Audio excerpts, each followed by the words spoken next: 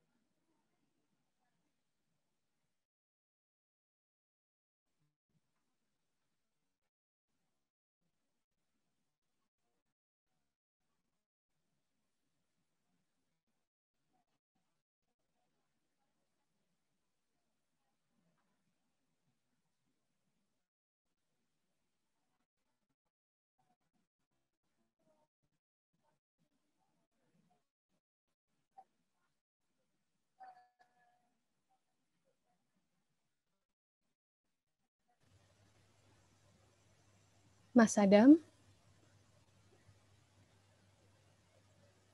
Iya, videonya tidak ada suaranya.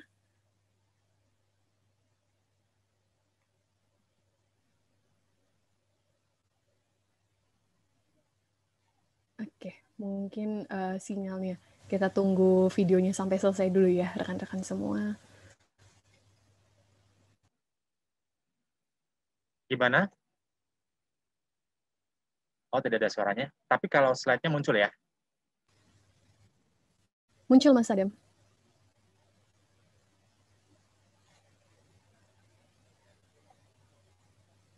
Ya, muncul.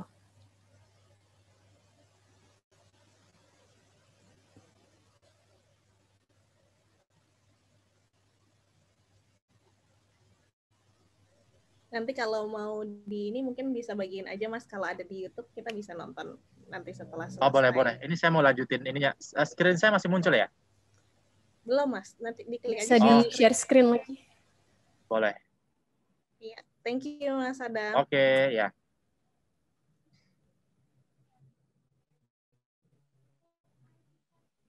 Sudah muncul lagi? Masih proses, Mas.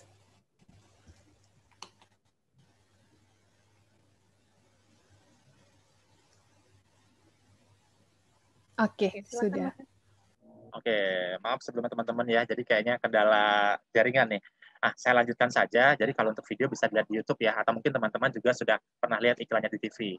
Nah, selain dengan adanya promo melalui iklan, kita juga memberikan promosi kepada nasabah melalui beberapa program promo kita untuk menarik nasabah nih.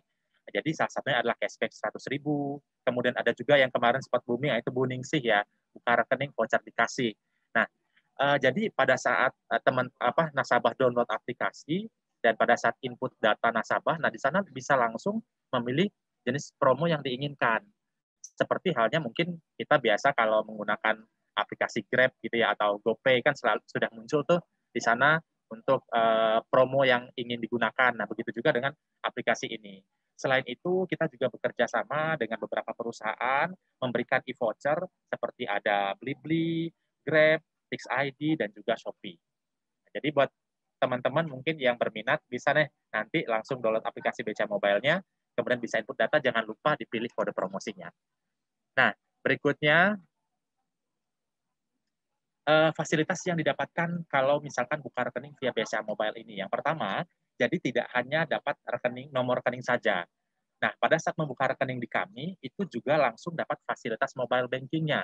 Bisa cek saldo, bisa cek inquiry. Tidak hanya itu, langsung juga bisa bertransaksi secara finansial. Ingin transfer, ingin melakukan pembayaran, itu juga sudah bisa. Atau ingin belanja online juga sudah bisa. Selain itu juga langsung dapat internet banking-nya, dan untuk kartunya, ini kan buka rekening secara online ya. Nah, kartunya pun kita berikan secara digital.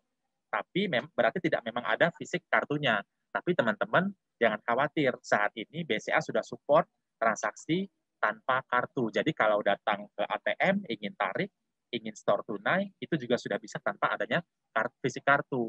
Cukup menggunakan aplikasi MBCA tadi. Nah, kemudian keuntungan lain yang bisa didapatkan adalah yang pertama, yang paling berasa banget itu adalah tidak perlu datang ke cabang lagi. Nah, biasanya kan kalau kita ingin buka rekening, kita harus datang ke cabang terdekat atau mungkin cabangnya jauh. Nah, sekarang sudah bisa buka rekeningnya itu di mana saja dan kapan saja. Bahkan lebih cepat prosesnya. Kalau mungkin harus jalan ke cabang, naik kendaraan, antri lagi gitu ya. Nah, kalau secara online ini tidak seperti itu. Kemudian juga langsung dapat fasilitas mobile banking dan internet banking tadi, dan juga lebih praktis dengan kartu paspor digitalnya. Nah, teman-teman sedikit saya jelaskan mengenai alur pembukaan rekeningnya ya yang ada di kami.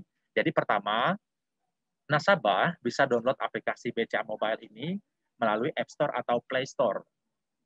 Nanti setelah di-download, pilih menu pembukaan rekening yang ada di aplikasi BCA Mobile-nya. Setelah itu, bisa memilih jenis produk tabungan yang diinginkan. Yang saat ini tadi tersedia 3 produk tabungan. Nah, kemudian nasabah juga diminta untuk melengkapi dokumen dan identitas diri seperti foto KTP, foto diri, foto tanda tangan, dan juga foto NPWP. Seperti halnya kita kalau misalkan daftar di aplikasi fintech ya. Nah, juga diminta untuk data-data seperti ini. Nah, kemudian juga bisa memilih jenis kartu yang diinginkan. Tidak hanya itu, bahkan cabangnya pun kita bisa pilih ingin cabang yang mana. Dan di aplikasi tersebut sudah tersedia seluruh cabang BCA yang ada di Indonesia. Jadi nasabah bisa memilih untuk cabang mana. Nah, kemudian barulah Bapak Ibu setelah input data, nanti proses video call dengan CSO kami. Nah, pada saat video call dengan customer service-nya ini, prosesnya apa aja sih? Nanti akan ada proses verifikasi. Dari data yang sudah Bapak Ibu input, kemudian dari dokumen yang sudah di-upload tadi, itu akan diverifikasi. Nah, aplikasi yang untuk memverifikasi adalah kita akan bandingkan dengan aplikasi Dukcapil, data Dukcapil, karena kita kan bisa cek data Dukcapil, nah akan disesuaikan. Jika lolos verifikasi, barulah nanti proses persetujuan transaksinya oleh supervisor. Nah, setelah itu, transaksi langsung selesai, nasabah pun menerima notifikasi di BCA Mobile dan juga di emailnya.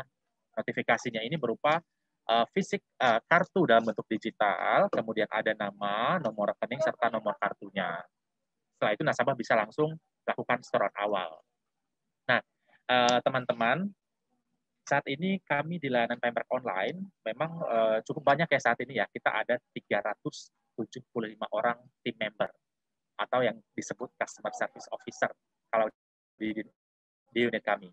Kemudian statusnya ini adalah mengikuti program magang bakti kalau di BCA. Jadi selama 3 tahun mereka magang di BCA dan menjadi CSO dari Pemprov Online BCA ini. Kemudian kita juga ada 54 orang supervisor dan 1 orang kepala bidang. Nah, mungkin ada sedikit perbedaan ya teman-teman kalau misalkan teman-teman lihat biasanya di contact center pada umumnya kan ada tim leader. Kalau unit kerja kami memang tidak ada tim leadernya. Jadi langsung dipegang oleh supervisor. Supervisor ini juga langsung merangkap pekerjaan tim leader, yaitu langsung memegang tim kurang lebih 10 orang anggota tim, seperti itu, untuk di-handle. Nah, site kami saat ini, kami sudah ada di 2 site. Yang pertama di Wisma BCA BSD, lantai 3 dan lantai 4 atau PH. Kemudian kami juga ada di Wisma Asia 2 yang ada di Slipi, tepatnya di lantai 17. Dan ke depan kami juga berencana dalam tahun ini akan launching site di Tangerang City. Dan kedepannya juga ada direncanakan untuk buka site lagi di Semarang. Bagaimana dengan pencapaian pembukaan rekening kami, Bapak Ibu? Jadi pada tahun kemarin 2020, kami ditargetkan membuka rekening sebanyak 1.444.444 rekening. Nah, kami bersama dengan tim akhirnya berhasil mencapai bahkan lebih dari target tersebut. Di tahun 2020 berhasil membuka rekening sebanyak 6 rekening. Ini berarti pencapaian pada tahun 2020 sebesar 114. Dan saat ini Bapak Ibu teman-teman, bahkan di unit kerja kami ini bisa membuka rekening per hari lebih dari 8.000 rekening per hari. Nah, memang Bapak Ibu untuk proses ini tidak langsung ya, pada saat launching di awal kita langsung dapat 8.000, tidak seperti itu. Jadi di awal pun memang kita juga berproses. Dari awal mulai dari 1.000 rekening, kemudian naik ke 3.000 rekening, 5.000 rekening, bahkan sampai lebih dari 8.000 rekening per hari. Nah, ini juga berkat adanya sinergi tadi antara tim kami, supervisor dengan CSO, dengan tim yang lain, bahkan dengan unit yang lain. Kita selalu lakukan improvement dari sisi aplikasi, dari sisi produknya, kita lakukan improve. Nah, seperti itu pula kami dari tim operasional harus melakukan improve, harus menyesuaikan dengan kondisi yang ada agar kinerja semakin maksimal hingga sampailah mencapai pembukaan rekening lebih dari angka 8.000 per harinya. Nah, saya ingin berbagi sedikit juga tentang tugas saya sebagai supplier lainnya. Ini adalah kurang lebih tugas kami. Yang pertama adalah approval transaksi, Bapak Ibu. Jadi, semua transaksi, semua telepon yang masuk, video call yang masuk ke kami Pemrek Online, tidak semuanya disetujui transaksinya. Jadi, harus persetujuan supervisor terlebih dahulu. Setelah tadi proses verifikasi dari CSO, nah CSO akan lemparkan ke supervisor melalui sharing desktop. Nah, nanti sekatanya apakah memenuhi ketentuan atau tidak. Ketika memenuhi ketentuan dan data sesuai, kita akan lakukan persetujuan. Nah, bagaimana jika dengan kondisi ada yang tidak sesuai? Nah, kita akan tolak transaksinya. Jadi, tidak semua video call yang masuk kita proses pembukaan rekeningnya. Nah, kemudian yang kedua adalah monitor performance team. Nah, Bapak Ibu ini juga sangat penting ya dilakukan, baik itu oleh kami harus memonitor performance team. Jadi, memastikan si CSO ini apakah bekerja sesuai dengan ketentuan yang ada, sesuai dengan aturan. Memastikan juga apakah kualitas layanannya baik, bagus. Nah, kita juga akan cek, kita punya aplikasi, kita monitor dari aplikasi kita, namanya Vines, seperti mungkin yang biasa digunakan adalah CMS. Nah, kita bisa cek juga aktivitas si CSO di sana, penggunaan AUX-nya, apakah dia lagi fail atau tidak, seperti itu. Kita bisa cek di sana. Jadi untuk memonitor si CSO ini. Nah, kemudian kita juga melakukan proses evaluasi terhadap performance team. Nah, proses evaluasi ini, Bapak Ibu, ada yang secara monthly, ada juga weekly, ada yang daily. Nah, biasanya kalau yang secara bulanan, kami punya hasil pencapaian si team member ini setiap bulannya, yang kami sebut itu biasa raport bulanan. Jadi anak-anak ini terima raport. Nah, dalam raport tersebut sudah mencakup semua penilaian, baik itu kedisiplinan, terus monitoringnya, dari QA ya, penilaiannya, kemudian juga apakah ketelitiannya bagaimana, di sana ada semua. Nah, kita akan lakukan proses evaluasi setiap bulannya. Jadi, ketika memang ada seorang SO ini yang pencapaiannya sudah bagus,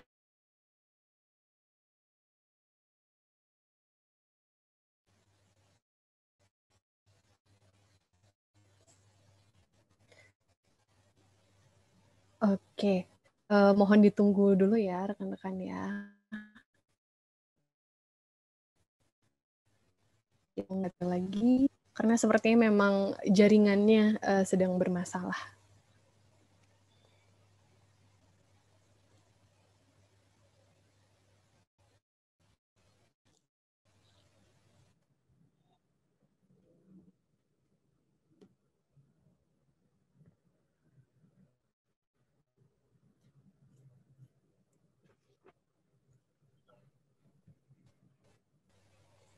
Halo Mas Adam.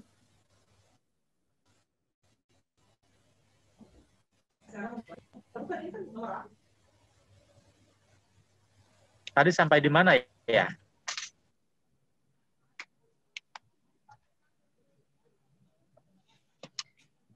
Peran supervisor, Mas. Ya.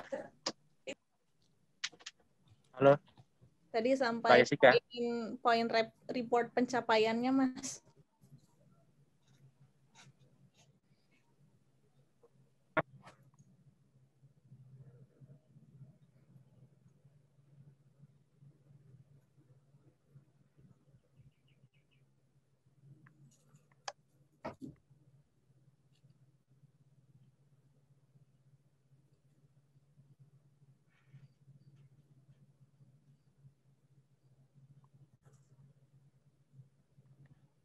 Oke, kita tunggu dulu ya.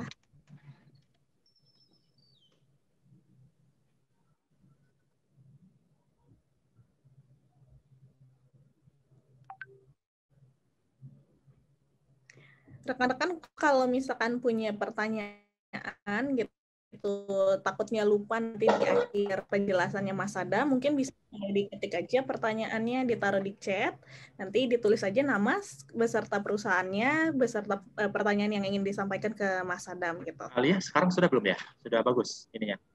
Sekarang udah cukup jelas, Mas. Silakan kalau mau dilanjutkan. Tadi sampai Saya pindah posisi jadinya. Ya sebelumnya ya. Ya nggak apa-apa. Nah, itu sudah muncul ya? Lagi proses. Oke, silakan Mas. Ya. Nah, tadi masuk ke batas report pencapaian gitu ya. Jadi teman-teman kita juga ada report ya, baik secara daily ataupun secara bulanan. Nah, biasanya kalau yang secara harian kita akan selalu report pencapaian setiap harinya. Berapa HP yang dicapai dalam hari itu, mencapai target atau tidak, service levelnya berapa jumlah rekening yang berhasil dibuka, atau transaksi yang ditolak, itu kita akan report. Nah, selain itu, bulanan kita akan report ke manajemen kita. Nah, kemudian kita juga menjadi PIC. Jadi kan sebenarnya car service-nya lebih dari 350, supervisor 54. Tentunya pekerjaan kita juga tidak sedikit. Nah, biasanya kita membagikan penanggung jawab agar tidak ada pekerjaan yang terlewatkan. Nah, kalau saya pribadi, contohnya saya menjadi PIC pada pengembangan aplikasi baru, yaitu aplikasi Chain. Jadi, saat ini kan memang customer service kami menggunakan banyak sekali aplikasi ya, lebih dari 5 atau 10 aplikasi. Nah, nanti dari BCA pun terus melakukan proses improvement ya. Nah, jadi dengan adanya diluncurkan sebuah aplikasi, yaitu aplikasi Chain. Jadi diharapkan dengan satu aplikasi ini nanti mengintegrasi aplikasi-aplikasi yang lain. Jadi tidak perlu buka banyak aplikasi, hanya cukup satu aplikasi, sudah bisa buka CRM, sudah bisa buka aplikasi product knowledge, sudah bisa buka BDS web. Nah, saya menjadi penanggung jawab dari tim operasional dari Pemprov Online BCA. Kemudian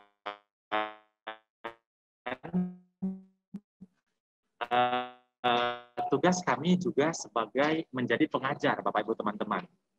Nah, jadi sebenarnya kan customer service yang masuk ke Pemprov Online ini kan memang adalah BCA itu melalui oleh tim learning. Pada momennya calon CSO baru ini akan OJT, on job training ke Pemprov Online pelayanan kami untuk tandem segala macam. Nah, kami melihat kurang lebih dari 2 minggu, kami melihat adanya kebutuhan si CSO ini untuk mendapatkan materi lebih, jadi tidak hanya sekedar tandem. Jadi kita buatkan kurikulum, kita buat tim pengajar yang juga bertugas untuk mengajarkan tim member ini bagaimana penggunaan aplikasi, pengenalan produk, pengenalan case atau kasus, dan segala macam.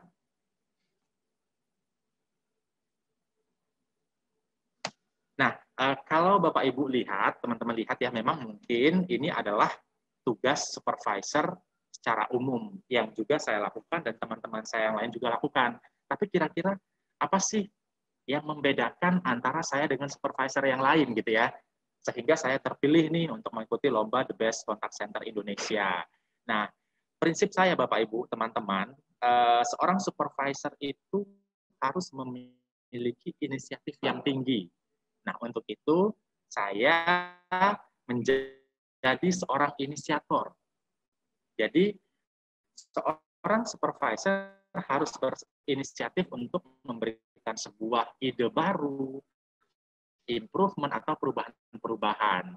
Nah, beberapa program yang saya inisiasi, di antaranya yang pertama adalah Eat Tuesday, yang kedua Quiz by Quizzes, yang ketiga Virtual Touring, dan keempat Millennial Guidance. Nah, saya akan jelaskan satu persatu. Yang pertama Eat Tuesday ini. Nah, Bapak Ibu, Eat Tuesday ini dilakukan secara virtual karena melihat kondisi pandemi saat ini. Ya. Nah, ini yang melatar belakangi karena saya melihat kok yang jadi di Eat Tuesday ini akan ada satu orang customer service CSO perwakilan yang akan sharing ke teman-temannya bagaimana caranya untuk menjadi customer service yang baik, bagaimana caranya mencapai nilai yang baik. Nah, tentunya CSO yang dipilih adalah CSO. Jadi kita fasilitasi kegiatan ini, bisa satu orang CSO untuk share ke teman-temannya. Nah, jadi kita juga melihat kok yang menang itu aja gitu kan. Nah, harapannya adalah dengan adanya sharing ini nilai dalam pencapaian harian ataupun pencapaian bulanannya seperti itu. Nah, jadi diadakanlah Eat Tuesday ini. Suara smart atau pemenang untuk pencapaian.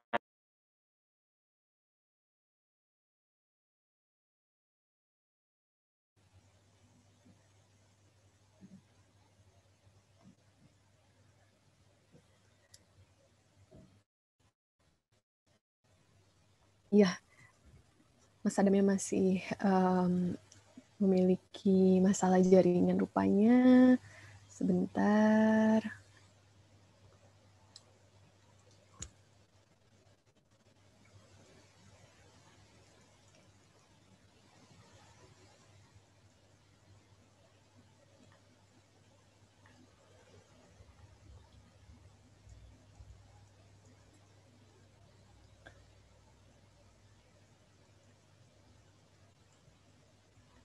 Mohon maaf ya rekan-rekan sekalian, mohon ditunggu karena masalah jaringan tidak bisa diprediksi juga gitu.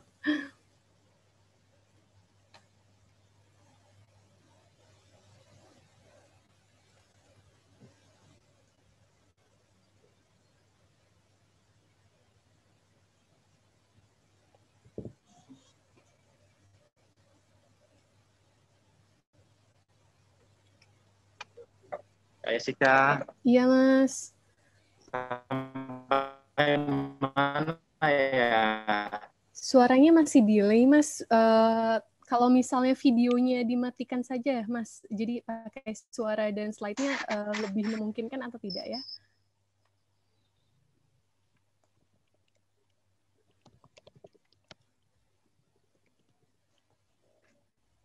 Oh, saya coba ya. Iya.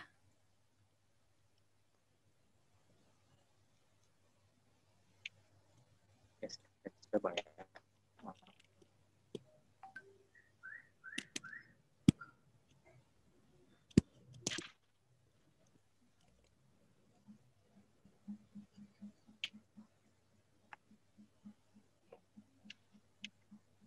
Saya coba matikan videonya dulu ya. Oh, boleh.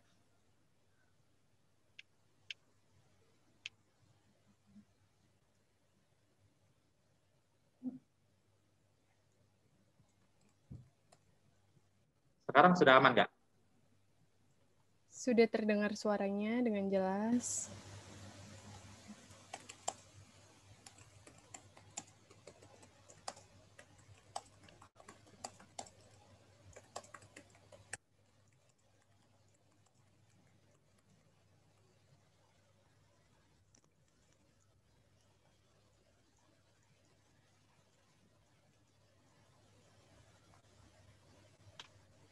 Kak Jessica, sudah?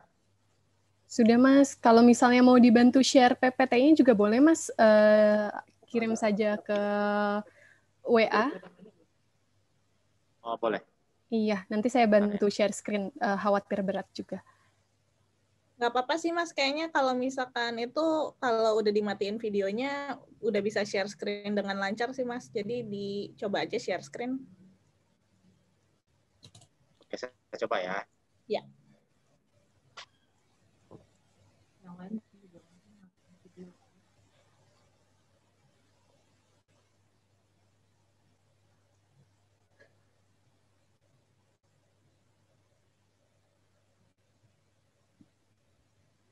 Oke, sudah muncul, Mas.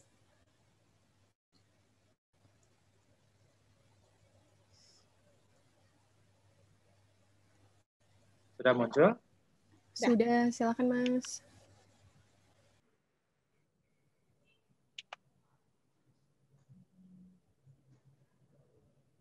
Tadi sampai di sini nggak ya? Yang ini, It's Tuesday yang pertama.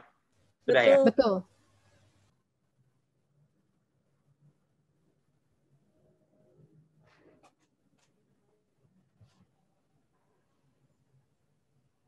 Oke. Nah, yang pertama program yang saya inisiasi yaitu adalah It's Tuesday. Nah, tadi saya sudah sempat jelaskan bahwa ini adalah salah satu program yang kita jalankan secara virtual. Jadi, satu orang CSO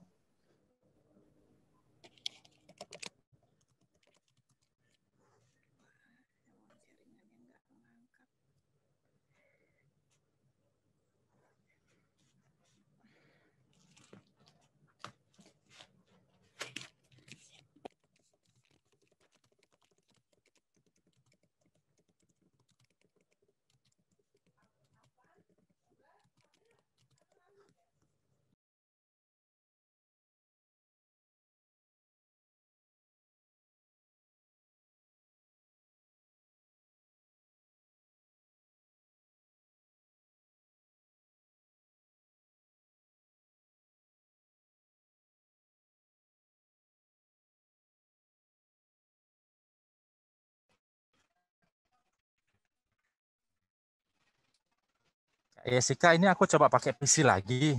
Iya, Mas. Suaranya lebih jelas atau gimana ya? Lebih jelas ini.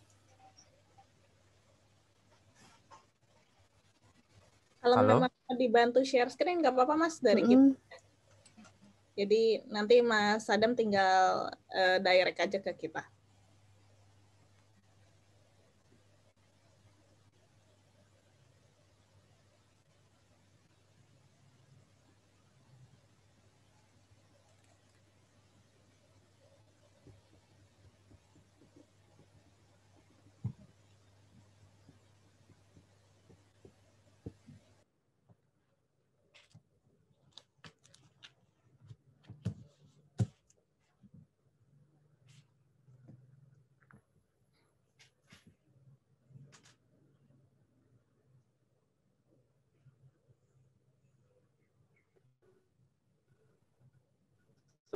Bentar,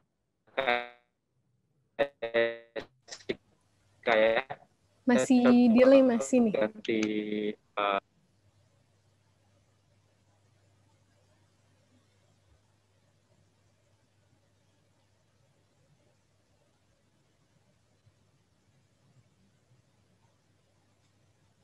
semua. 9 kali. Oke, H kan? Ya.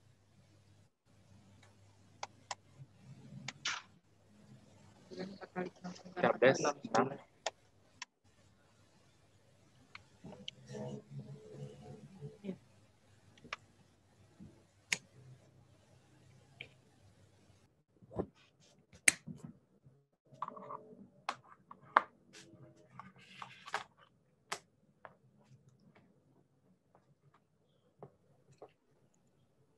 Kayak Sika, masih bisa dengar suaranya? Masih bisa, Mas. Sudah lumayan lancar. Aku sudah pakai ini sih, pakai modem. Oke, sudah. Ya. Iya. Nah, oke. Saya ulang lagi ya di poin ini ya. Silakan, Jadi Mas. salah satu program yang saya inisiasi yang membedakan saya tadi dengan supervisor lain gitu ya. Nah, salah satu yang pertama adalah It's Tuesday. Jadi teman-teman, Eat Tuesday ini adalah saya membuat sebuah kegiatan di mana satu orang customer service officer dengan pencapaian terbaik itu kita minta untuk sharing ke teman-temannya. Bagaimana sih tipsnya untuk menjadi customer service yang paling bagus, yang pencapaiannya paling baik. Nah, harapannya adalah dengan Eat Tuesday ini nanti bisa memberikan ilmu kepada yang lain, memberikan pencerahan kepada yang lain agar juga mereka termotivasi untuk bisa mencapai nilai yang lebih baik lagi. Nah, karena memang kondisinya adalah ternyata sebelum ada program ini, itu yang juara setiap bulan hanya itu saja CSO-nya, bergantian 1, 2, atau 3 orang. Tapi setelah adanya kegiatan ini, akhirnya apa? Nilai masing-masing CSO saling berkompetisi. Jadi pemenang setiap bulan pun jadi lebih beragam. Nah, yang kedua, program yang saya inisiasi adalah quiz by quizzes. Nah, saya melihat adanya kebutuhan teman-teman CSO ini, jadi tidak hanya pada saat di kantor saja, mungkin harus baca aplikasi product knowledge, segala macam. Sebenarnya kita juga difasilitasi quiz ya, dari tim quality assurance. Nah, yang sebulan sekali. Tapi saya pribadi juga membuat quiz di tim kami sendiri. Nah, quiz ini berisi tentang prosedur, bahkan case yang sering muncul, atau bagaimana do and don'ts yang ada di layanan payback online. Nah, harapannya dengan quiz ini, customer service kami semakin terasah kemampuannya, product knowledge-nya itu semakin matang, semakin dikuasai. Jadi, setidaknya bisa mengurangi eskalasi, atau mungkin mereka bertanya pada saat online gitu. Nah, jadi kasus-kasus yang sering muncul itu kami share, ataupun info-info terupdate saya share di quiz by quizzes ini. Kemudian yang ketiga adalah virtual touring. Nah, Bapak Ibu, awalnya memang touring ini saya jelaskan dulu ada tukar sharing kepanjangannya. Jadi setiap awal shift kita selalu briefing, ya, briefing CSO tentang informasi-informasi terbaru. Nah, tapi dengan kondisi pandemi, tentunya proses ini sudah tidak bisa dijalankan lagi. Nah, dengan adanya pandemi ini juga sempat touring ini berhenti kurang lebih 1 bulan. Nah, terus saya melihat bahwa sebenarnya touring ini juga penting untuk dijalankan. Jadi jangan sampai CSO kita tidak update ya informasi gitu kan. Nah, akhirnya saya menginisiasi dengan adanya virtual touring. Kita punya aplikasi namanya Link. Jadi tetap dijalankan setiap awal jam awal shift akan ada satu CSO yang akan share tentang materinya. Jadi materinya kita sudah buatkan 1 minggu sebelumnya. Nah, juga harapannya di sini supaya product knowledge juga mengasah kemampuan teman-teman customer service ini. Nah, saya juga membuat yang keempat adalah millennial guidance.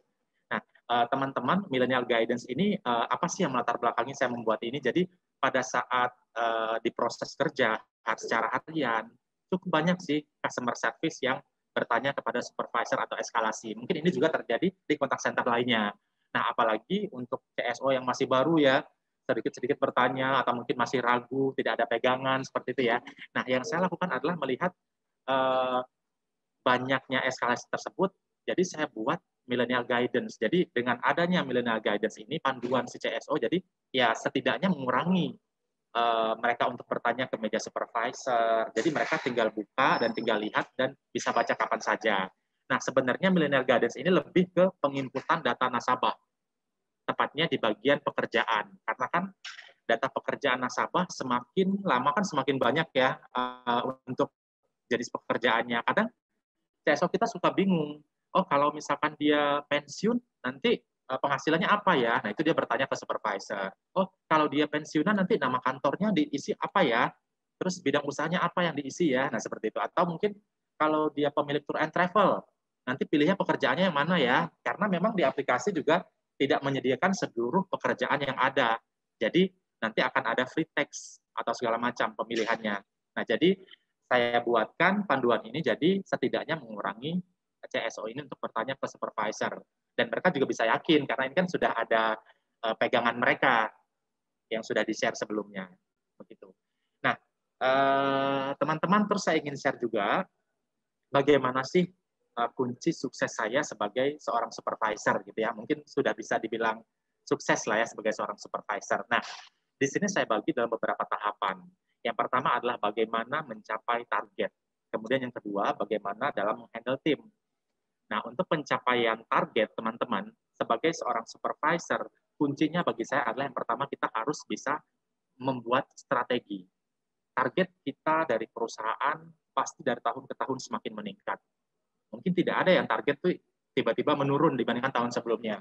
Kita mencapai lagi tahun berikutnya pasti akan ditambah lagi targetnya. Kita akan di-challenge lagi. Nah, sebagai seorang supervisor, kita pun harus bisa merencanakan strategi. Bagaimana ya kira-kira dengan CSO yang sama, tapi dengan target yang berbeda, dengan tim yang sama, dengan target yang bertambah, bagaimana untuk bisa mencapai target tersebut. Nah, kita harus punya strategi itu. Kemudian, yang kedua, kami juga menjalankan 4DX. Jadi, mungkin seperti yang teman-teman juga tahu ya, 4 discipline execution. Nah, kami juga menjalankan 4DX ini, di mana isinya adalah tentunya harus ada goals atau tujuan yang ingin kita capai. Nah, 4DX kami di tahun 2021, yaitu meningkatkan pencapaian pembukaan rekening dari 1.655.606 rekening di tahun 2020 menjadi 2 juta rekening hingga 31 Desember 2021. Itu adalah tujuan kami, goals-nya. Kemudian tentunya harus ada lead measure. Action-nya apa dari supervisor dan timnya. Nah, lead measure satunya adalah melakukan review pencapaian PEMREK minimal 180 rekening per minggu per CSO. Kemudian yang kedua adalah melakukan coaching seminggu sekali terhadap CSO yang tidak mencapai target AHT di bawah 8 menit. Nah, harapannya Bapak Ibu dengan lead measure ini bisa dijalankan, tentunya bisa men-trigger CSO kami agar bisa mencapai goals atau tujuan ini. Nah, kemudian juga ditampilkan pencapaian setiap bulannya, pergerakannya sampai nanti di Desember, apakah akan mencapai di angka 2 juta atau tidak. Ini kita tampilkan di TV board, di wallboard-nya. Nah, kemudian tips berikutnya adalah dengan membuat Kaizen, yang ketiga. Jadi, Kaizen ini adalah, mungkin Bapak Ibu juga sudah terbiasa ya dengan istilah Kaizen, improvement ya, yang lebih baik. Nah, jadi kami di BCA pun, ataupun di Halo BCA atau di PEMREK Online, ini kami difasilitasi oleh perusahaan kami, disupport untuk membuat Kaizen atau improvement ini. Mulai dari improvement yang mungkin tidak ada dari yang kecil sampai improvement yang besar. Jadi contohnya dalam hal paperless gitu ya, jadi dari yang sebelumnya menggunakan kertas kita jadi tidak menggunakan kertas, atau yang terakhir yang kami jalankan adalah dengan memangkas CWU, waktu CWU. Jadi di PEMREK Online itu ada CWU, setelah calls selesai akan ada waktu 1 menit. Nah, yang kami lakukan adalah kami challenge CSO kami ini, bagaimana kalau CWU ini dipangkas menjadi 45 detik, hanya memangkas 15 detik saja. Tapi Bapak Ibu, dengan memangkas 15 detik ini bisa berpengaruh besar. Jadi satu CSO punya waktu 17 menit kurang lebih. Satu hari. Kalau satu hari ada 200 CSO, otomatis akan banyak nasabah yang terlayani. Semakin banyak lagi transaksi pembukaan rekening yang berhasil dibuka. Kemudian yang keempat adalah support tim WFM. Nah, kami juga ada tim WFM yang mengatur jadwal dari CSO. Jadi, sebagai seorang supervisor, kami juga support tim WFM ini. Nah, bagaimana bentuk support kami? Supervisor dan customer service itu kan menjalani pekerjaan seharian, mengetahui tren call seperti apa. Kapan sih calls-nya itu trennya tinggi, kapan mungkin tren calls-nya tidak terlalu tinggi. Nah, contohnya yang kami lihat Bapak Ibu teman-teman, pada saat jam 6 pagi sampai dengan jam 8 pagi, tren calls tidak setinggi seperti di siang sampai dengan sore hari. Nah, ini bisa menjadi masukan dari kami tim operasional kepada tim WFM untuk melakukan penjadwalan. Berarti kondisinya adalah komposisinya di pagi hari tidak lebih banyak dibandingkan di siang hari. Karena tren call siang hari lebih tinggi, berarti kita harus pasang komposisi lebih banyak. Nah, itu yang kami lakukan. Nah, kemudian sebagai seorang supervisor, salah satu tips yang penting adalah memiliki inisiatif yang tinggi. Seperti tadi yang saya sudah jelaskan, apa sih yang membedakan saya dengan supervisor yang lain, sehingga membuat saya terpilih mewakili BCA di beberapa ajang-ajang bergengsi, salah satunya adalah The Best Contact Center Indonesia. Karena saya memiliki inisiatif yang tinggi. Saya menginisiator beberapa program kerja, beberapa kreativitas-kreativitas yang saya buat sendiri, kemudian saya jalankan bersama tim, dan akhirnya pun kita berbagi dengan tim-tim yang lain. Tidak hanya di tim saya saja akhirnya dijalankan, tapi juga dijalankan di tim supervisor yang lain. Nah, kemudian bagaimana dengan handle tim? Dalam menghandle tim ini, Bapak, Ibu, teman-teman, yang paling penting bagi saya adalah menjaga komunikasi. Jadi komunikasinya harus lancar nih, harus baik. Baik itu antara saya dengan CSO, dengan supervisor yang lain, dengan manajemen, bahkan dengan unit kerja lain di luar divisi sentra layanan digital. Di luar itu harus dijaga komunikasinya. Karena dengan menjaga komunikasi kita bisa menyampaikan apa keluh kesah mungkin, kendala, karena sejatinya kan memang kita tidak bisa bekerja sendiri ya, kita butuh orang lain untuk membantu kita. Nah, kemudian yang kedua adalah program team engagement. Jadi saya juga membuat program team engagement. Sebagai supervisor kita harus punya program team engagement. Mungkin yang sering kita tahu team engagement ini contoh nyatanya adalah outing ya, jalan-jalan, traveling bersama dengan tim. Ini juga bentuk team engagement yang bisa dijalankan 1 kali 6 bulan atau 1 kali setahun. Tapi Bapak Ibu dengan kondisi pandemi saat ini apakah memungkinkan hal itu dijalankan? Tentu tidak memungkinkan. Nah, yang kita lakukan adalah kita cari tim engagement yang tidak jalan-jalan tapi juga tetap happy. Bahkan kalau bisa tim engagement ini bisa meningkatkan produktivitas, bisa meningkatkan kemampuan tim kita. Nah, salah satunya adalah dengan tadi saya membuat Eat Tuesday, salah satunya. Kemudian yang ketiga adalah program motivasi. Nah, di layanan kami, termasuk itu di Halo, memang ada program motivasi. Baik, sebenarnya untuk motivasi bisa berbentuk materi atau tidak ya. Nah, salah satu dalam bentuk materi itu kita memberikan penghargaan kepada CSO terbaik. Setiap bulannya dipilih 3 terbaik, diberikan piagam, diberikan hadiah, itu sebagai bentuk motivasi. Nah, yang saya lakukan sendiri di tim internal tim saya, tidak hanya untuk mereka mencapai menang di satu unit kerja saja, tapi saya juga membuat kompetisi kecil-kecilan di tim kami. Jadi saya membuat kompetisi di internal tim kami dari 10 CSO, siapa nilai terbaik setiap bulannya akan diberikan hadiah. Nah, biasanya hadiah yang diberikan adalah berupa saldo Sakuku, GoPay, atau Grab, seperti itu ya. Nah, itu yang diberikan. Jadi, tim saya sendiri itu kayak jadi ada kompetisi di internal tim, saling semangat satu sama lain untuk menjadi yang terbaik di tim. Nah, secara tidak langsung Bapak Ibu, dengan kompetisi kecil di internal tim tersebut, ternyata apa? Mereka kan menjadi yang terbaik di internal tim. Berarti mereka juga sudah secara tidak langsung bersaing untuk menjadi yang terbaik di satu unit kerja Payment Online BCA. Dan akhirnya apa? Terbukti tim member saya juga tidak hanya mampu menjuarai di tim internal tim kami, tapi juga bisa juara di layanan Payment Online. Bahkan mengalahkan 350 orang CSO. Nah, kemudian sebagai seorang supervisor, kita pun harus kreatif, khususnya supervisor yang di bawahnya itu adalah tim member generasi millennials. Jadi kalau kita menjalankan program atau mungkin tidak ada program, generasi millennials itu akan bosan, akan merasa jenuh, tidak bersemangat kerjanya. Nah, jadi kita harus bisa tuh membuat sebuah program, beberapa program yang kreatif, yang bisa bikin mereka happy, tapi tidak hanya happy, tapi juga memberikan benefit untuk perusahaan. Nah, kemudian yang kelima, penting kita untuk mengikuti berbagai project. Nah, seperti yang saya informasikan tadi, saya menjadi leader project chain di internal tim operasional kami. Nah, hal ini juga tentunya mampu mengasah leadership saya, jadi bisa saya terapkan di pekerjaan. Selain itu kan juga saya bisa lebih update ya tentang aplikasi, tentang unit kerja lain, seperti itu.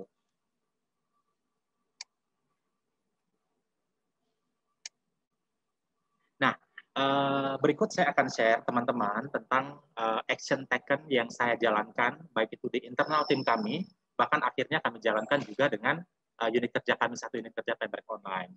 Yang pertama, tukar sharing tadi, yang awalnya secara live, secara langsung bertemu, tapi akhirnya kita secara virtual. Kemudian yang kedua, saya juga melakukan sampel recording. Nah, jadi memang tim quality assurance selalu sampel ya untuk calls CSO kami secara random. Nah, tapi kami sebagai supervisor, saya juga harus support itu dengan cara saya selalu sampel recording tim member saya 1 bulan maksimal 5 sampel calls satu CSO-nya. Jadi fungsinya untuk apa? Ya untuk saya memantau apakah layanan CSO-nya sudah sesuai atau tidak, atau mungkin ada ketidaksesuaian yang saya temukan. Jadi harapannya supaya pelayanannya semakin nice, semakin bagus, informasi juga selalu tepat dan akurat. Nah, yang ketiga, kami juga menjalankan rutin coaching ya. Rutin coaching ini diberikan kepada seluruh CSO baik yang pencapaiannya bagus ataupun pencapaiannya kurang maksimal. Itu kita lakukan coaching. Dan yang keempat, seperti yang saya informasikan tadi, ada quiz by quizzes untuk upgrade product knowledge di CSO. Kemudian kami juga ada cluster improvement. Nah, jadi beberapa customer service officer yang kena temuan, dapat temuan atau ketidaksesuaian dari tim quality assurance. Nah, ini kita akan tempatkan mereka di satu cluster khusus. Nah, cluster khusus fungsinya untuk apa? Agar kami supervisor bisa memantau mereka lebih. Dan juga supaya si CSO juga ingat bahwa mereka sudah melakukan kesalahan agar harapannya ke depan tidak terulang kembali. Seperti itu. Nah, yang keenam adalah pemrek terbanyak. Di unit kerja kami juga memberikan apresiasi kepada pencapaian terbanyak setiap bulannya, 5 terbanyak akan diberikan penghargaan. Nah, dan juga Bapak Ibu tidak hanya memperhatikan kuantitas saja. Tugas kami supervisor adalah mendengarkan kembali sampel calls-nya, apakah sudah sesuai atau tidak. Kalau memang calls-nya sudah bagus, sudah nice, informasi lengkap dan akurat, berarti mereka berhak untuk mendapatkan penghargaan pemrek terbanyak. Nah, yang ketujuh adalah Smart Pemol. Ini adalah penghargaan untuk CSO terbaik tadi, baik itu secara unit kerja ataupun di internal tim saya sendiri. Nah, dan yang ke-8 ini Duta Smart. Duta Smart ini, Bapak Ibu, kita menjadikan CSO terbaik tadi sebagai duta, sebagai panutan bagi teman-temannya. Ini sebagai wadah mereka juga untuk menyalurkan kemampuan mereka. Jadi tugasnya adalah setiap 1 minggu sekali, kita minta si pemenang terbaik ini untuk keliling melihat teman-temannya, khususnya ini untuk grooming. Kita tugaskan mereka untuk memperhatikan grooming teman-temannya, apakah sudah sesuai atau tidak, apakah sudah rapi atau tidak, rambutnya dicepol kalau untuk yang perempuan, menggunakan dasi yang rapi, kemudian juga yang laki-laki rambutnya disisir, mukanya kinclong. Nah, itu tugas dari Duta Smart ini untuk memperhatikan apakah groomingnya sudah bagus atau tidak. Nanti akan di-report seminggu sekali, dan kita akan coaching tuh untuk CSO yang mungkin belum sesuai groomingnya. Jadi harapannya supaya semua seragam, rapih, dan bersih. Karena kan kita juga by video ketemu nasabah ya. Jadi sangat penting sekali look si CSO ini. Nah, Bapak Ibu teman-teman, tadi saya sudah jelaskan bahwa memang untuk layanan kami hanya terima pembukaan rekening secara online saja ya saat ini ya, tapi tidak menutup kemungkinan ke depannya ini kami akan kembangkan tidak hanya buka rekening saja. Nah, proyek yang sedang kami jalankan diantaranya pembukaan rekening via marketplace atau via Blibli. Kemudian nanti juga bisa aktivasi finansial MBCA, kemudian bisa verifikasi kartu kredit dan Fire BCA. Nah, teman-teman masuk ke tahap berikutnya, saya ingin berbagi tentang bagaimana sih tips saya sebagai peserta untuk sukses di ajang TBCCI ya. Nah, di sini saya bagi dalam beberapa tahap. Yang pertama tahap persiapan, teman-teman. Nah, yang selalu saya lakukan adalah yang pertama saya selalu membuat konsep terlebih dahulu. Jadi ketika saya tahu saya ikut lomba nih, saya langsung buat konsep. Biasanya saya punya satu buku ya, satu buku. Di sana saya akan coret-coret konsep yang akan saya bawakan apa kira-kira. Nah, terus nanti saya ingin bawa program kerja apa. Nanti saya ingin bikin kreativitas yang ingin saya sampaikan apa. Itu saya mulai konsepin. Saya mulai pikir apa ya yang saya jalankan setiap hari biasanya setiap bulan. Saya catat. Nanti saya akan pilih-pilih yang mana yang kira-kira bagus untuk saya share ke ajang perlombaan TBCCI. Nah, kemudian yang kedua, yang paling penting adalah pahami bobot penilaian. Nah, karena teman-teman pada saat lomba, khususnya misalkan tahap presentasi ya, itu kan ada materi cukup banyak.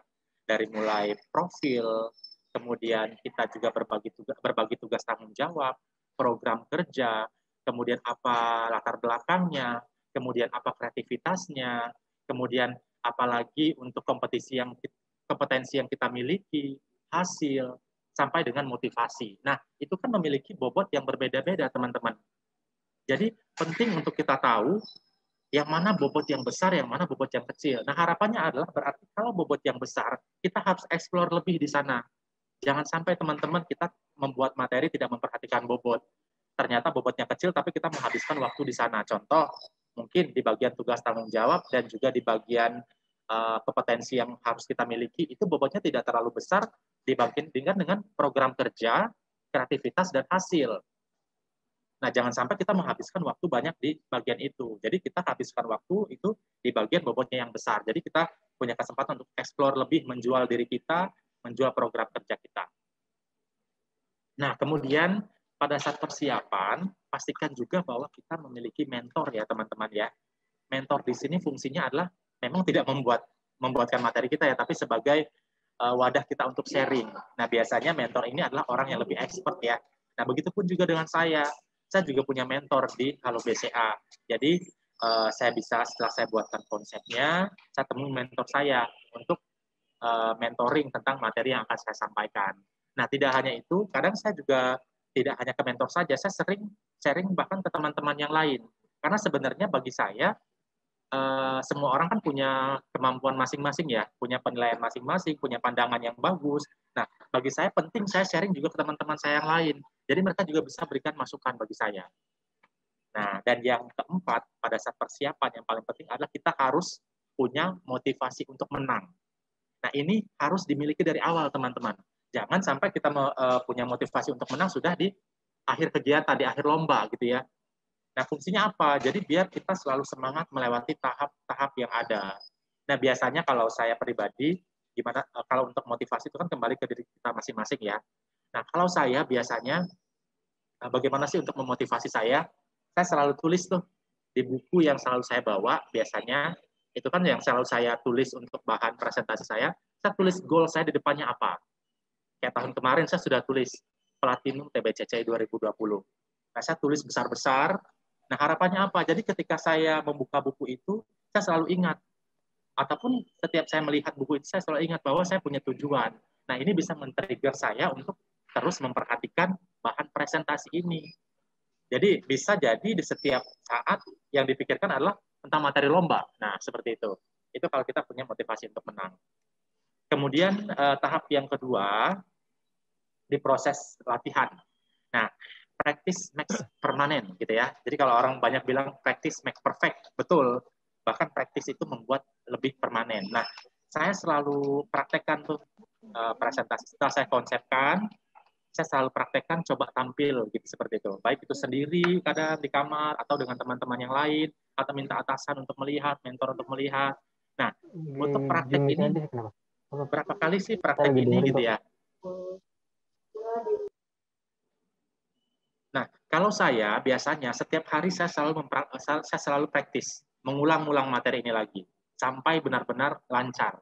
Nah, biasanya sih kalau misalkan waktunya cukup lama, masih cukup lama, atau saya belum sangat menguasai, saya akan ulang terus-menerus sampai 4-5 kali sehari, itu bisa. Nah, ketika sudah lancar, apakah saya berhenti? Tidak praktek lagi, gitu kan? Sampai dengan masa lombanya sampai. Tidak, saya juga setiap hari akan ulang-ulang terus. Jadi supaya saya tidak lupa akan materi tersebut. Nah, biasanya kalau saya memang sudah lancar, hari berikutnya cukup 1 kali.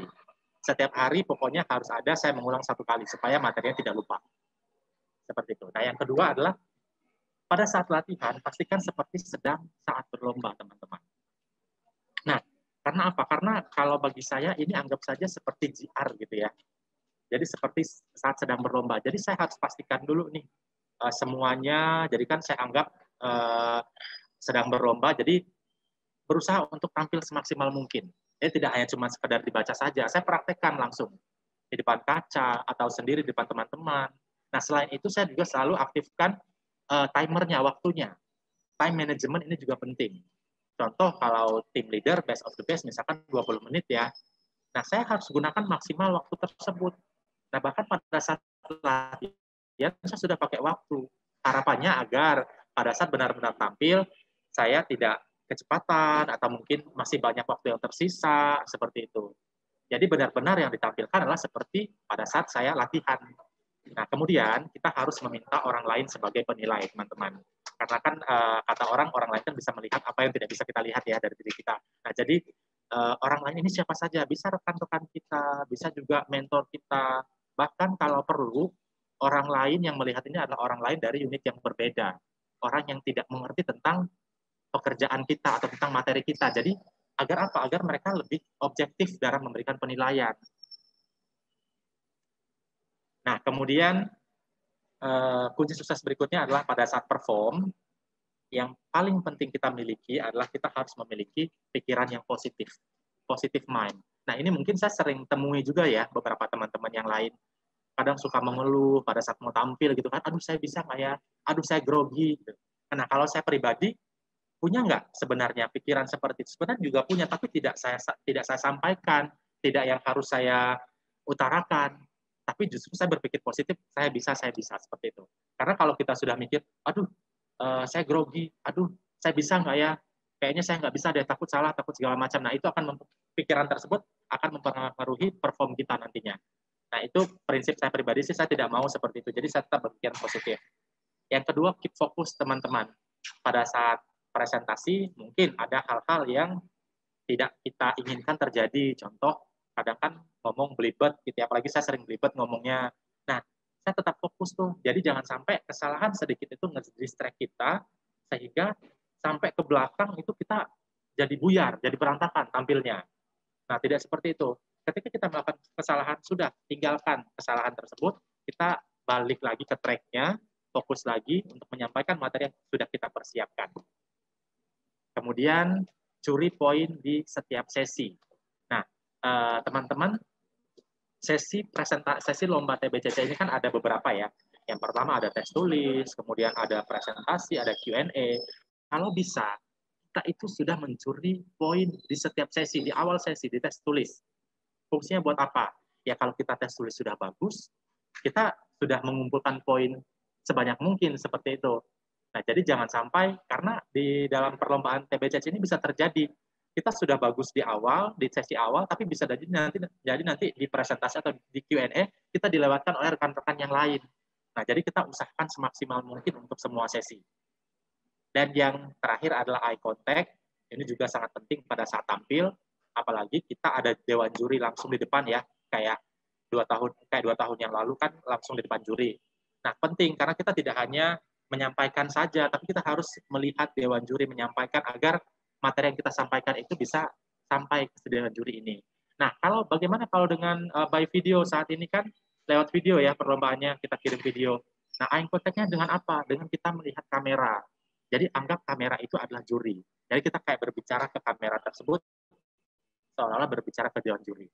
Nah, jadi itu teman-teman, beberapa tips saya sudah sampaikan bagaimana saya bekerja sebagai supervisor, bagaimana juga saya berlomba di ajang TBCCI, dan bagaimana saya bekerja dengan teman-teman yang lain, saling bersinergi satu sama lain, terus memberikan inovasi-inovasi, berikan ide-ide terbaru, dan akhirnya apa teman-teman yang saya dapatkan. Nah, saya bahkan tidak hanya dipercaya teman-teman di ajang lomba The Best Contact Center Indonesia saja, tapi saya juga dipercayakan untuk mengikuti ajang-ajang perlombaan yang lain. Di antaranya Contact Center World. Saya pernah mengikuti di Macau, di Phuket, dan juga di Barcelona. Dan insya Allah tahun ini akan terjun kembali. Nah, kemudian saya juga terpilih di ajang Smart Solution Reward Program tahun 2018. Jadi saya adalah karyawan terbaik di SLDI, mewakili divisi kami untuk berkompetisi di nasional bersama dengan seluruh karyawan BCA, perwakilan terbaik BCA yang ada di Indonesia. Dan saya menjadi salah satu perwakilan dari SLDI tahun 2018. Mungkin itu yang bisa saya bagikan, Bapak Ibu teman-teman. Kalau ada pertanyaan, boleh silakan. Baik, luar biasa sekali Mas Adam. Terima kasih banyak. Sama-sama Mbak Jessica. Jujur, ada pertanyaan mungkin? Gimana? Saya amazed sekali Mas sama materinya. Lengkap banget. Kayak kalau kita lagi beli junk food gitu ya, paket lengkap. Paket lengkap ya. Mudah-mudahan bisa menjadi manfaat ya buat teman-teman sahabat ICC yang lain. Iya, amin. Mas Adam mungkin bisa dinyalakan kameranya dahulu karena sudah tidak share screen kan ya. Iya, mantap. Nah, Mas Adam, tadi saya terpukau dengan beberapa yang Mas Adam lakukan gitu, mulai dari touring, kemudian sampel recording, lalu quiz by quizzes gitu kan, kemudian ada Duta Smart gitu. Nah, untuk Duta Smart sendiri Mas, saya penasaran sih sebenarnya, itu pemilihannya setiap tahun atau gimana Mas? Kita setiap bulan Mbak Jessica. Jadi pemenang di periode bulan sebelumnya, misalkan nih saat ini kan Februari ya. Nah, pemenang di periode Januari, mereka akan menjadi duta smart untuk Februari. Jadi selama Februari mereka bertugas seminggu sekali untuk melakukan pengecekan grooming teman-temannya. Gitu. Jadi kita berikan wadah sih kepada mereka. Jadi mereka tidak hanya mendapatkan reward secara secara penghargaan, hadiah segala macam, tapi mereka juga punya job desk tambahan gitu. Kadang mereka juga senang gitu kan, karena mereka merasa kemampuan mereka dipercaya seperti itu. Betul. Ya. Itu biasanya yang milih siapa Mas kira-kira? Bagaimana? Pemilihan duta smartnya siapa biasanya? Pemilihannya itu dari unit kerja kita, jadi dari nilai terbaik sih. Jadi pencapaian kedisiplinan paling bagus, secara kualitas layanan juga bagus kan dari QA ya nilainya ya. Betul. Nah, jadi penilaian dari QA digabungkan dengan nilai dari performance dia di internal tim kita.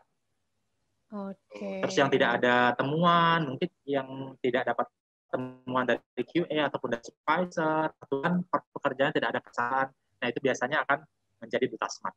3 terbaik. Mantap sekali. Mas Adam, kita langsung beralih ke pertanyaan mungkin ya Mas ya. Boleh. Nah di sini saya langsung buka saja rekan-rekan CCA yang ingin bertanya pada Adam nih, mumpung ada Mas Adamnya di sini sebagai pemenang Platinum Best of the Best Leader di The Best Contact Center Indonesia tahun 2020. Kemudian tadi pengalamannya Mas Adam juga sudah banyak sekali, pengalaman di Barcelona, di Phuket, kan sangat luar biasa. Silakan langsung di-unmute saja mikrofonnya, nanti saya undang ke dalam room ya. Izin bertanya, boleh, Bu. Silakan. Dari PLN 123 Jafri. Boleh, silakan, Mas. Saya buka videonya ya, Bu, biar bisa berkenalan dengan Mas Adam. Selamat pagi, Mas Adam. Selamat pagi, Mas Jafri. Selamat pagi, luar biasa sekali. Senang berkenalan dengan Mas Adam. Saya Jafri, Mas Adam. Dari bicara ya? Mas Adam. Dari PLN 123. Oh, PLN ya. Oke. Ya. Boleh, Mas Adam, silakan. Ya, langsung izin bertanya, Mas Adam ya. Ini mengenai saya tertarik sekali tentang pengelolaan tim tadi. Dalam tim, Mas Adam, pengelolaan cukup bagus sekali. Cuman hanya saya ada satu pertanyaan begini, Mas Adam. Seumpama dalam satu tim tersebut ada kemasukan satu orang baru. Nah, biasanya satu orang yang benar-benar baru, belum mengetahui segalanya, istilahnya baru lulus UJT on job training begitu ya. Betul. Dalam satu tim itu dianggap sebagai beban begitu. Karena waduh nih orang baru nih. Ini nilai tim kita bisa jatuh nih 1 bulan ini begitu. Istilahnya langsung terjun bebas bisa nih. Kalau betul. Menurut Mas Adam nih, tips-tipsnya bagaimana sih yang bisa mengubah seseorang itu dari beban bisa menjadi unggulan begitu. Oke. Ya, mungkin begitu Mas Adam. Ya, terima kasih, saya tunggu tipsnya. Mas Jeffrey. Ya. Terima kasih Mas Jeffrey ya, pertanyaan luar biasa nih. Jadi memang sering ya Mas Jeffrey, Mbak Jessica, ini tuh memang sudah terjadi, maksudnya memang sering dialami ya. Jadi kadang timnya sudah bagus nih, sudah solid gitu ya. Pencapaian tiap bulan sudah bagus, tiba-tiba ada yang baru, anak baru masuk, tiba-tiba pencapaiannya apakah akan tetap bagus juga gitu ya. Nah pasti kalau misalkan tidak kita perhatikan, ini akan menjadi beban pastinya. Tapi kalau bagi saya pribadi sih bukan beban ya seharusnya ya. Karena bagi saya memang sudah tanggung jawab saya sebagai seorang supervisor gitu kan, yang sekaligus harus handle tim ini. Nah biasanya Mas Jeffrey, tips saya adalah memang untuk tim member yang baru ini saya akan lebih perhatikan sih dibandingkan yang lainnya. Kita kan perlu mengenal tim member kita masing-masing gitu ya. Bahkan kadang kalau saya pribadi sih, kalau tim member saya yang sudah bagus-bagus, itu tidak terlalu sering saya perhatikan. Maksudnya adalah lebih ke si tim member yang baru ini yang harus saya touch gitu.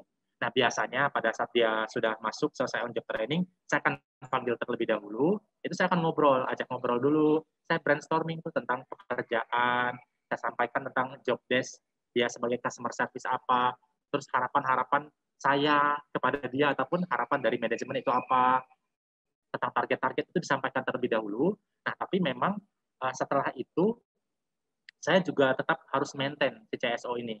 Jadi kalau tadi kan saya bilang kalau kita selalu mendengarkan calls 5 ya per hari, 5 1 bulan kita sampel.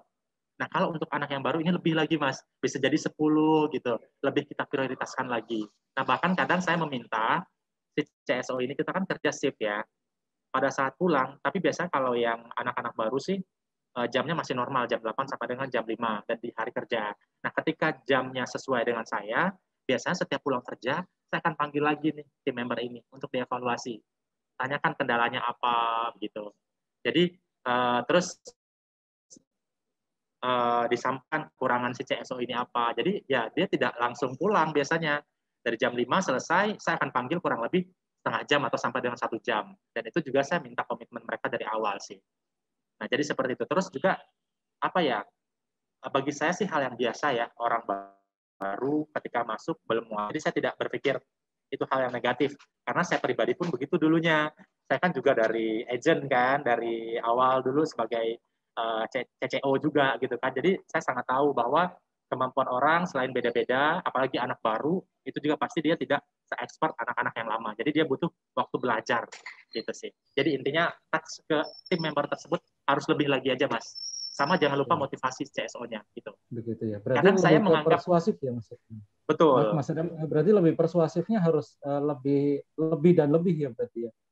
Sebenarnya selain persuasifnya, kadang kan kalau persuasif kadang sampai atau tidak ya ke si anak ini ya gitu betul, kan, bisa sampai atau tidak ke orang gitu ya. Masalah. Nah, yang kita bisa lakukan adalah ya tadi kita harus kontrol lagi, maintain lagi nih si anak ini kemampuannya seperti apa harus di maintain lagi sampai benar-benar sesuai dengan yang kita pengen kualitasnya gitu. Nah, biasa Mas saya ingin sharing sedikit ya.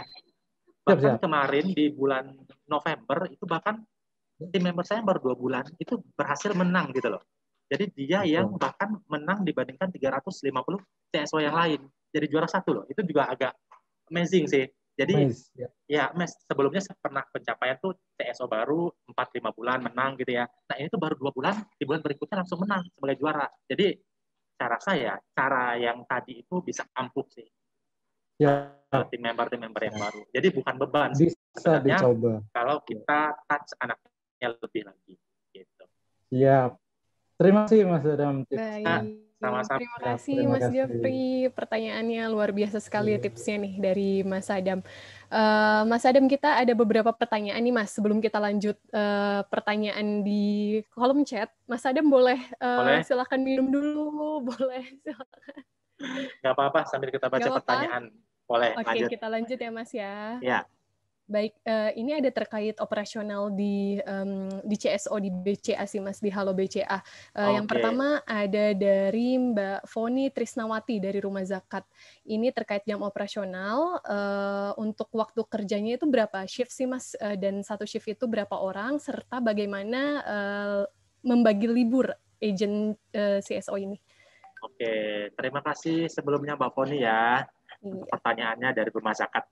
Nah, Mbak Foni terkait dengan jam operasional kita, ada berapa shift? Kita itu ada 4 shift ya. Kita kan dari jam 6 sampai dengan jam 8 malam ya saat ini. Jadi kalau masuk jam 6, pulangnya jam 3. Kemudian shift berikutnya adalah jam 8 sampai jam 5. Berikutnya jam 9 sampai jam 6. Dan shift terakhir kita adalah jam 11 sampai dengan jam 8 malam. Nah, untuk yang mengatur shift ini kita memang ada tim khususnya, itu tim WFM gitu ya, yang mengatur. Nah, kemudian satu shift ada berapa orang gitu ya. Nah, tadi seperti yang saya sampaikan, kita lihat lagi trend calls ya sebenarnya. Jadi kita kasih masukan. Mbak Jessica sebentar ya. Iya Mas. Ya, nah kita kasih masukan ke tim WFM gitu tentang trend calls kita. Nah, trend calls kita bagaimana? Jadi supaya tim WFM ini bisa pasang komposisi sesuai dengan trend calls tersebut. Contoh, dari jam 6 sampai dengan jam 8 pagi, itu antrian kita tidak jadi jam 6 pagi ya, tidak terlalu ramai antriannya. Jadi yang kita pasang itu kurang lebih 12 orang CSO. Nah, nanti minggu depan dipasang lagi sekitar 30 CSO. Nah, yang paling banyak itu kita pasang di jam 11. Biasanya sampai dengan 70 atau 80 CSO. Karena apa kita pasang banyak? Karena memang tren call tinggi drastis dari jam 11 sampai dengan jam 8 malam. Nah, kemudian total keseluruhan sehari, kita itu dalam 2 site itu bisa CSO-nya sampai dengan 200 kurang lebih. Begitu yang kita pasang. Jadi bisa dikali tuh pencapaiannya. Makanya tadi bisa juga mencapai sampai dengan lebih dari 8.000 gitu ya. Nah, kemudian terkait dengan hari liburnya gitu ya. Nah, karena kita kan operasional setiap hari ya, tidak ada hari libur dari layanannya maksudnya. Tapi CSO juga tetap mendapatkan jatah libur sesuai dengan tanggal merah, sesuai dengan hari libur di bulan tersebut. Nah, biasanya hari liburnya harus sesuai dengan 1 bulan itu. Misalkan Sabtu Minggu, dalam 1 bulan ada 8 gitu ya. Tanpa tanggal merah, berarti kan mereka punya hak libur selama 8 hari. Nah, libur itu akan di-split setiap minggunya. Rata-rata dalam 1 minggu tetap akan dapat 2 libur. Mungkin misalkan masuk Senin Selasa, Rabu libur, kemudian masuk lagi, Minggu masuk lagi, begitu. Jadi sistem jam harinya pun shifting. Nah, tapi kita jangan sampai melebihi 5 hari kerja nih, kita juga harus atur. Jangan sampai CSO sudah kerja sebanyak 6 hari buat dapat libur. Khawatir kan si CSO juga tidak dapat istirahat. Jadi maksimal itu hanya maksimal hanya 5 hari kerja, kemudian dia wajib harus dapat libur lagi. Gitu. Dan kemudian selain memang untuk jadwal libur ini diberikan oleh si WFM, diatur oleh tim WFM, nah CSO kami juga punya kesempatan untuk request libur sih. Jadi kita ada form request untuk request jadwal di bulan berikutnya. Sebulan sekali CSO akan isi, kira-kira mungkin mereka ada keperluan apa gitu ya. Nah itu akan dikirimkan ke tim WFM agar nanti disesuaikan ketika memang komposisi sesuai dan tidak jadi masalah, pasti akan di-approve. Begitu sih. Oke, terima kasih Mas Adam. Semoga terjawab ya Mbak Foni ya. Nampaknya memang terjawab. Oke, Mas Adam, kita lanjut ke pertanyaan berikutnya nih Mas. Ada dari Mas Tommy dari Rumah Zakat. Kan kita tahu nih Mas bahwa jam operasional di Halo BCA kan dari jam 6 pagi sampai jam 8 malam. Nah, kalau misalnya ada komplain gitu di luar jam operasional, penanganannya gimana? Apakah akan ditangani di jam berikutnya, di jam 6 pagi hari berikutnya, atau ada botka yang membalas gitu, yang melayani nasabah? Oke, dari Mas siapa tadi ya? Mas Tommy ya? Betul, dari Rumah Zakat. Ya, jadi sebenarnya memang jam layanan kita kan dari jam 6 pagi sampai dengan 8 malam. Nah, kembali lagi nih Mas Tommy, ini nasabahnya itu komplainnya lewat apa gitu ya? Lewat layanan apa gitu? Misalkan dia komplainnya lewat email, tim email atau tim sosial media gitu ya. Nah, ketika sudah tidak jam layanan kita lagi, otomatis mereka tidak bisa menghubungi kan. Nah, mereka akan komplain, mungkin menyampaikan ke layanan lain. Nah, nanti layanan lain yang 24 jam ini akan sampaikan di grup internal kita sih ada WhatsApp grup. Contoh mungkin nasabah belum tersambung dengan layanan Pemprek online. Nasabah kan kadang suka bingung ya, kenapa ya nggak tersambung gitu kan, kadang nggak tahu. Nah, itu disampaikan langsung lewat WhatsApp grup. Nah, sementara memang kita baca dulu, kita pending. Sampai di hari esoknya baru kita akan follow up ke si nasabahnya. Kita akan recovery di hari besoknya. Tapi selagi itu masih di jam layanan kami, tim operasional Pemprek online, kami akan langsung tangani, akan langsung hubungi si nasabahnya. Begitu sih. Oke, baik. Bagaimana Mas Tommy? Apakah ada tanggapan? Baik, terima kasih sebelumnya Mas Adam. Sama-sama. Saya rasa cukup insya Allah. Oke, baik. Terima kasih Mas Tommy. Rekan-rekan, jika ada yang ingin ditanyakan dan ingin di-unmute mikrofonnya, boleh langsung di-unmute saja, biar kayak Mas Jafri tadi langsung berkenalan. Boleh. Assalamualaikum. Waalaikumsalam. Saya Ika dari Bank Mandiri, Mas Adam. Boleh Mbak Ika. Boleh bertanya Mas Adam, bagaimana caranya untuk meningkatkan motivasi teman-teman CSO yang mungkin sudah masa kerjanya sudah lama ya, itu biasanya kan sudah bosan dengan rutinitas pekerjaan gitu ya. Bahkan mungkin kalau ada reward-reward itu, teman-teman itu juga sudah kurang peduli gitu loh untuk bisa mendapatkan reward itu. Itu kira-kira bagaimana Mas Adam untuk meningkatkan motivasi teman-teman yang sudah seperti itu gitu. Terima kasih Mas Adam. Sama-sama Mbak Ika. Saya langsung jawab ya Mbak Jessica. Iya, silakan Mas. Jadi memang ada nggak sih di Pemprek online seperti itu? Ya pasti ada juga gitu ya. Yang namanya manusia gitu ya. Kita juga mungkin kadang bekerja juga kadang ada bosannya, semangatnya naik turun. Nah, bagaimana dengan CSO senior yang kita temukan seperti itu? Nah, sebenarnya Mbak Ika, kalau saya pribadi sih, khususnya di internal tim saya, yang pertama saya harus kayak saya dengan CSO itu seperti teman lah, maunya seperti itu. Jadi kayak ya kita uh, dekat gitu ya, kenal dekat, baik itu pun pekerjaannya guna CSO-nya merasa dihargai, kemudian juga dia merasa ada teman di perusahaan, di kantor. Nah, selain itu, yang paling penting yang dilakukan adalah kalau saya menghadapi yang seperti itu yang sudah mengalami motivasi yang rendah ya, motivasinya sudah berkurang gitu ya. Nah, biasanya saya akan libatkan mereka dalam berbagai proyek sih.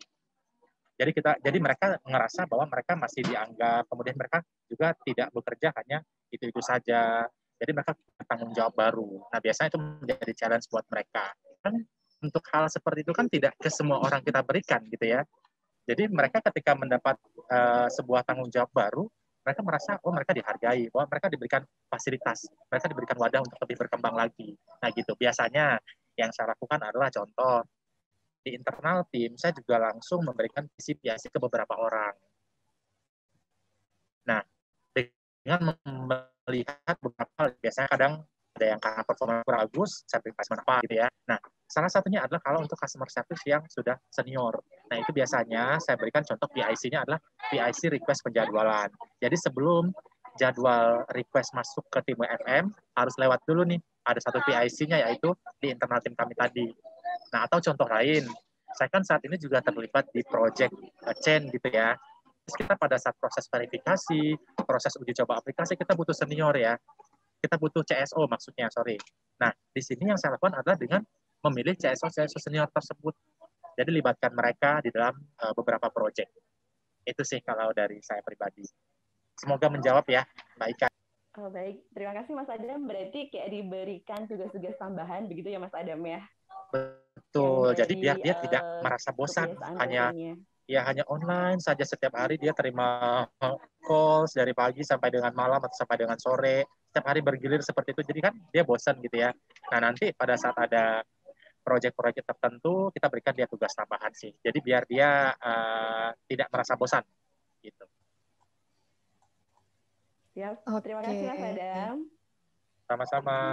Terima kasih Mbak Ika. Nah mungkin pertanyaan dan jawaban tadi juga sudah menjawab pertanyaan dari Mbak Enong Sari ya Mbak ya, terkait bagaimana cara mengatasi bosan gitu ya Mas Adam ya. Lagi ke pertanyaan selanjutnya, kita ada pertanyaan dari Mas Ali Wafa nih Mas, dari PLN 123. Beliau bertanya terkait detail dari tadi It's Tuesday gitu. Ada beberapa pertanyaan, boleh silakan langsung dijawab, Mas. Oke, yang pertama itu hanya untuk sharing teman satu tim atau dengan seluruh CSO. Nah, tadi mungkin saya sampaikan bahwa memang It's Tuesday ini saya yang menjadi inisiatornya ya, menginisikan di bentuknya It's Tuesday ini. Nah, jadi awalnya Mas Wafa, memang ini hanya di internal tim kami saja. Jadi dijalankan internal tim dulu, cara mengaturnya adalah CSO dengan pencapaian terbaik di tim. Nah, diminta untuk share ke teman-temannya yang lain, internal tim.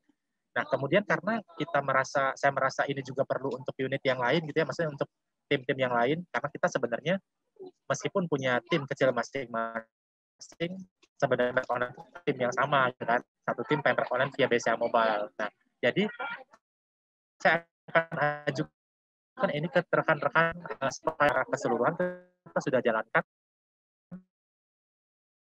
satu kali. Tapi kalau di tim dijalankan. Nah, kalau untuk di tim lain ini secara keseluruhan kita adakan. Nah, yang sharing siapa? Jadi bukan tim saya saja. Jadi siapa yang terbaik? Kalau memang ada tim lainnya yang capaian lebih baik dari tim saya, berarti mereka lah yang akan memfasilitasi sebagai pembicaranya, begitu. Nah, kalau tim yang terbaik dari tim member saya, berarti tim untuk tips. Nah, terus cara atau proses waktu sharingnya bagaimana? Kita kan melalui ini juga ya, aplikasi secara online juga ya. Kita ada aplikasi namanya Webex. Jadi jam kerja juga beda-beda ya masing-masing CSO ya. Ada shifting, ada shift-nya, terus juga bagi yang libur. Nah, akhirnya apa? Pada saat pulang kerja jam 8 malam, itu kita jalankan proses ini. Jadi pada saat pulang kerja, jadi Yang masih di kantor pulang sambil rela bisa join, yang lagi di rumah, lagi di mana aja juga bisa langsung join. Gitu. Jadi harapannya biar semua CSO-nya bisa gabung di kegiatan Tuesday ini. Jadi dia bisa bekerja. Nah, kemudian yang ketiga, jika kebetulan yang terbaik masih dengan CSO yang sama, oke. Nah, ya Mas Ali ya, jadi kita itu kan memilih CSO terbaik ada 3 sih ya. Jadi 3 pemenang terbaik. Bisa jadi nilainya sama, bisa jadi berbeda. Jadi kalau misalkan sudah, satu CSO sebelumnya sudah pernah sharing, dia juara lagi gitu ya, nah kita akan minta yang 3 besar yang lainnya untuk sharing ke teman-teman yang lain. Karena kan mereka juga punya cara masing-masing yang berbeda gitu kan, bagaimana tipsnya untuk kedisiplinnya bagus, bagaimana supaya nilai CM-nya setiap bulan dari QA bagus, nah, mereka punya cara masing-masing. Jadi kita akan rolling sih, sebisa mungkin dari pemenang yang lain. Begitu Mas Ali dan Mbak Jessica. Semoga terjawab ya Mas Ali ya. Baik. Kita lanjut nih Mas, ada banyak sekali pertanyaan ternyata dari rekan-rekan ICCA di sini.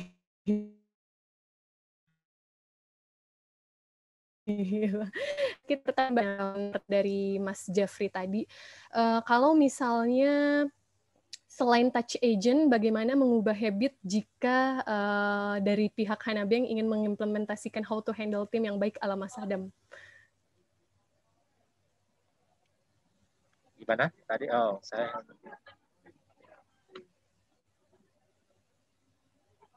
selain touch agent gitu ya. Cara mengubah habit ya betul. Gitu ya.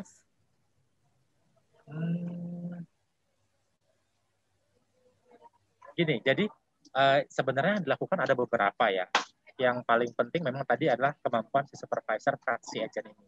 Nah, kalau memang sudah tidak mampu seperti itu, kita harus lakukan cara-cara lain, tidak langsung ke sanksi ya. Biasanya kan ada juga ya orang-orang mungkin atau leader-leader yang lain apa-apa langsung diberikan sanksi gitu ya. Karena kan memang sebetulnya tim member juga takut akan sanksi sih. Nah, tapi kalau saya pribadi sih sebelum masuk ke sanksi saya akan lakukan hal-hal lain terlebih dahulu. Ya, saya sudah jalankan secara personal, apakah sudah berubah atau tidak. Kalau masih belum, ya saya akan terus kontrol gitu kan. Saya harus terus lihat lagi apakah maintain terus performance-nya, apakah bagus atau tidak gitu. Kalau masih belum bagus, tetap akan dipanggil lagi, akan di-coaching lagi. Bahkan kita harus, kalau pada saat proses coaching itu, kita harus minta komitmen si CSO sih. Jadi salah satu indikatornya adalah kita harus minta komitmennya. Kesalahannya apa kita sampaikan, kekurangannya apa kita sampaikan, kita minta komitmennya apa. Nah nanti CSO kan akan tulis komitmennya apa, kita akan input di aplikasi kita. Kita punya aplikasi internal untuk input coaching gitu ya. Jadi akan terbaca kapanpun gitu. Nah nanti saya akan pantau terus, misalkan selama seminggu ke depan masih tidak berubah juga gitu misalkan ya. Nah kita akan panggil lagi. Sementara dia kan sudah berkomitmen sebelumnya. Kenapa tidak juga berubah? Nah gitu. Nah kita minta komitmen kedua lagi. Kira-kira kalau next dia tidak juga berubah, kita minta ke dia deh sanksinya apa yang ingin kamu berikan kepada diri kamu sendiri. Nah biasa saya gitu. Jadi kita minta dia berpikir gitu. Tapi biasanya sih yang saya alami memang kondisinya adalah tidak sampai ke sanksi sih. Karena sangat penting itu ya kita kontrol maintain secara terus-menerus gitu loh. Dia juga bosen diingetin gitu. Oh ternyata si Pak Sadam, si Bang Sadam masih dengerin calls gue nih gitu kan. Ya saya akan teror dia, bisa jadi dari chat, bisa jadi saya panggil secara langsung, nah gitu. Tapi ketika memang sudah, misalkan nanti Mbak Hana menemukan masih juga tidak bisa dirubah habitnya itu gitu ya, hal yang buruk itu bisa diberikan sanksi. Nah biasanya kalau bisa minta CSO-nya berpikir sanksi apa kira-kira yang cocok buat dia. Nah, ketika nanti misalkan dia tidak bisa menjalankan, berarti sanksi tersebut diturunkan. Begitu. Semoga terjawab ya Mbak Hana. Terima kasih Mas Adam. Bagaimana Mbak Hana, ada tanggapan kah? Terima kasih Mas Adam. Sebelumnya sebenarnya ini lebih ke loyalitas karyawan. Jadi kayak misalkan kita mau pengen ngadain kayak yang Mas Sadam bilang itu kan ada misalkan it's Tuesday gitu. Kita bisa implementasikan di setelah jam kerja pulang selesai. Oh betul. Terkadang teman-teman kami ini ada yang loyalitasnya kurang, jadi kayak Setelah selesai langsung pulang, maunya pulang buru-buru pulang gitu. Betul sih. Jadi kalau yang menurut paling susahnya dari sanksi, kita sih mungkin akan coba dulu sih. Terima kasih, Betul. Nah, kalau lebih ke hal-hal yang kita program seperti itu, biasanya memang apalagi itu ya di luar pekerjaan main job-nya dia ya, CSO. Semua orang ada nggak sih yang nggak ikut kegiatan kita? Sebenarnya ada juga, Mbak Hana, Mbak Yesika. Nah, tapi memang kita tidak kasih sanksi dulu. Yang pertama adalah ini memang tidak wajib kita, tapi setidaknya kita melihat sebagaimana si CSO ini punya niat untuk memperbaiki dirinya atau untuk upgrade diri dia gitu ya. Nah, biasanya di awal-awal termasuk itu virtual touring gitu ya. Yang lainnya kita juga tidak bisa pantau satu persatu, ternyata ada aja yang nggak ikut gitu ya. Nah, jadi yang terjadi adalah memang untuk sementara itu biarkan saja dulu kita jalankan sampai memang program ini punya berjalan dengan lancar dulu, trial dulu ya 1 bulan atau 2 bulan. Nah, ketika itu nanti sudah berjalan dengan lancar, dirasakan manfaatnya bagus, baru kita bisa ambil langkah yang kedua tadi Mbak Hana. Jadi, ya udah kita report aja nih untuk nama-nama yang tidak ikut. Tapi tidak langsung di awal sih kalau saya biasanya, karena kita uji coba dulu di awal. Setelah itu baru kita akan report, kita akan datanya akan di-share lagi di grup siapa-siapa saja yang tidak ikut dalam kegiatan atau proyek ini. Nah, jadi baru bisa dijalankan tadi yang proses coaching, memintakan dia nanti komitmennya seperti apa, begitu sih. Baik, terima kasih Mas. Ya. Baik, terima kasih Mbak Hilda dari Hanabeng Mas. Oke, kita lanjut ya Mas ya. Ada beberapa pertanyaan lagi nih Mas. Ada dari Mbak Sri Mulyani dari BPOM. Mungkin dari Mbak Sri Mulyani sendiri mau langsung unmute atau saya bantu bacakan dari sini Mbak?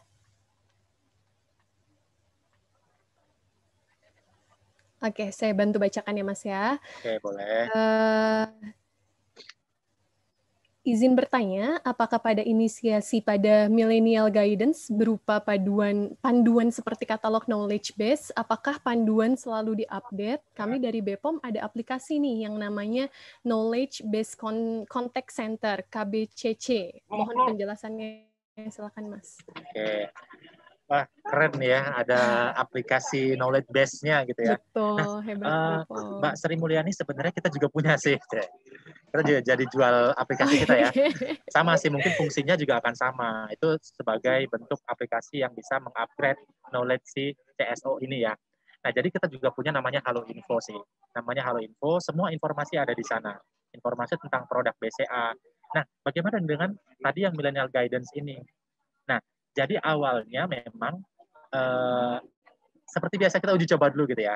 Jadi yang Millennial Guidance ini kita uji coba dulu hanya di internal tim kita saja.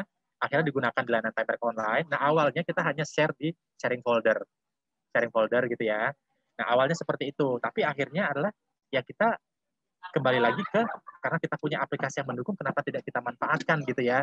Jadi kan CSO juga selalu buka itu sebelum bekerja. Nah, kita juga masukkan materi tersebut ke dalam knowledge base-nya. Kita ada timnya, tim Halo Info, kita email ke mereka, dan mereka terima, mereka akan update di Halo Info-nya. Nah, nanti ketika ada perubahan bagaimana? Nah, kita akan revisi lagi, misalkan ada penambahan, nah kita bikin yang baru lagi, terus kita kirim lagi ke tim Halo Infonya, begitu. Oke, terima kasih Mas Adam. Ternyata memang ada aplikasi juga ya Mas ya dari Halo BCA terkait knowledge ini. Mas Adam, kita lanjut. Ada pertanyaan dari Mas Prasetyo nih, dari Hai. Sebentar, oke. Terkait tugas tambahan yang diberikan oleh Mas Adam ke CSO atau agent, apakah mempengaruhi beban kerjanya? Ya pasti ya Mas ya. Kemudian apakah tugas tambahan tersebut menambah pendapatan Mas? Pendapatan dari CSO atau agentnya gitu. Gimana cara Mas Adam mengelola emosi atau keluhan dari agent ketika ditambah tugas tambahan? Silakan Mas. Oke, pertanyaannya unik juga ya. Jadi ketika dikasih tugas tambahan, apakah mempengaruhi beban kerja atau tidak? Nah, contohnya Mas ya, jadi pada saat uji coba aplikasi, misalkan aplikasi baru gitu ya, sebenarnya bahkan si agent ini berarti dibebaskan pada saat dia tetap di jam kerjanya dia sih, tetap jam produktifnya dia 9 jam itu. kita range waktu itu kita akan gunakan mereka untuk tugas tambahan, contohnya PI, contohnya untuk verifikasi aplikasi. Nah, biasanya kita bebaskan dia terlebih dahulu dari tugas dia sebagai CSO Pemprov Online yang melayani nasabah. Nah, kan ada penggunaan AUX ya. Jadi ada AUX produktif, AUX tidak produktif. Nah, si CSO ini kita berikan AUX produktif, nanti job rutin nama kalau yang kita gunakan. CSO bisa pilih di aplikasinya job rutin, ya seperti AUX istirahat lah, AUX coaching, seperti segala macam ya. Nah, kita punya juga AUX rutin. Jadi pada saat dia tidak produktif untuk melayani nasabah, si CSO ini produktif dalam hal verifikasi data, verifikasi aplikasi, seperti itu. Nah, tapi bagaimana dengan pencapaiannya? Misalkan berarti kan dia pencapaiannya berkurang dong gitu kan, pembukaan rekening segala macam gitu ya. Nah, kita lakukan pencatatan sih. Setiap CSO yang punya tugas tambahan, kita lakukan pencatatan. Jadi suatu saat misalkan, oh ada pertanyaan kenapa kok pencapaiannya sedikit. Nah, kita bisa tahu ternyata dia lagi ada tugas tambahan. Jadi itu jadi pengecualian ya, seperti itu. Nah, terus apakah tugas tambahan tersebut menambah pendapatan CSO gitu ya? Sebenarnya tidak secara langsung ya Mas Hai ya. Jadi tidak menambah pendapatan karena memang tugas tambahan itu dikerjakan pada saat jam kerja gitu. Jadi cukup dengan adanya gaji pokok mereka, terus mereka juga menerima insentif gitu ya, ada insentif dan beasiswa segala macam sih. Karena kan mereka program magang bakti ya, jadi juga ada terima beasiswa. Nah, jadi gitu. Jadi nggak ada penambahan khusus. Paling penambahannya ya di penilaian sih ya. Maksudnya di mata supervisornya, mata atasannya bahwa si CSO ini bagus, turut berkontribusi. Nanti ketika ada proyek berikutnya ataupun ketika ada promosi apa, ya kita menjadi bahan pertimbangan. Promosi ke jenjang berikutnya, misalkan ya ke unit lain yang lebih bagus gitu. Nah itu jadi bahan pertimbangan bahwa CSO-nya cukup aktif gitu. Terus bagaimana cara Mas Adam mengelola emosi keluhan dari CSO ketika ditambah tugas tambahan? Pertama, tugas tambahan saya sifatnya menawarkan sih biasanya ya. Saya panggil anaknya, kasih tahu bahwa dia punya job desk tambahan, alasannya kenapa dia diberikan job desk tambahan. Nah nanti lihat responnya tuh. Tapi biasanya sih Mas, ya CSO takut ya sama atasannya ya. Jadi sejauh ini sih terima-terima aja sih, nggak ada yang menolak atau apa. Dan lagian pun kita memberikan tugas itu maksudnya tidak yang memberatkan dia sih. Dalam hal mungkin menyita waktu dia, waktu libur dia, segala macam. Tidak sih. Gitu. Jadi tetap kalau kita pengen dia menjalankan tugas tambahan itu, ya dijalankan di jam kerjanya dia. Gitu. Itu Mas Ali, Mas Hai, sorry. Okay. Terima kasih Mas Adam. Ya. Mas Adam, namanya yang nanya Bapak Prasetyo, Mas. Oh, Pak Prasetyo ya. Hai Pak Prasetyo ya. Oke, Pak ya, Pak Prasetyo. Oke. Mungkin saya buka lagi untuk satu atau dua pertanyaan dari rekan-rekan SCCA yang bisa ditanyakan langsung ke Mas Adam. Bisa langsung di-unmute saja mikrofonnya. Biar kita langsung undang. Oke, ada dari Mbak Alia nih. Silakan Mbak Alia. Wow, Mbak Alia. Halo Mas Adam. Ya, mau lagi. Sebetulnya sih saya pengen setelah mendengarkan ya presentasinya cukup menarik kalau saya rangkum semua penjelasan inovasi-inovasi program-program yang dijelaskan sama Mas Adam itu lebih lebih menonjol ke arah reward dibandingkan punishment Mas gitu. Kalau menurut Mas Adam sendiri kan kayaknya sepertinya tadi Mas Adam bilang kalau sanksi itu Mas Adam tidak terlalu menerapkan konsep sanksi gitu sampai di titik sanksi gitu.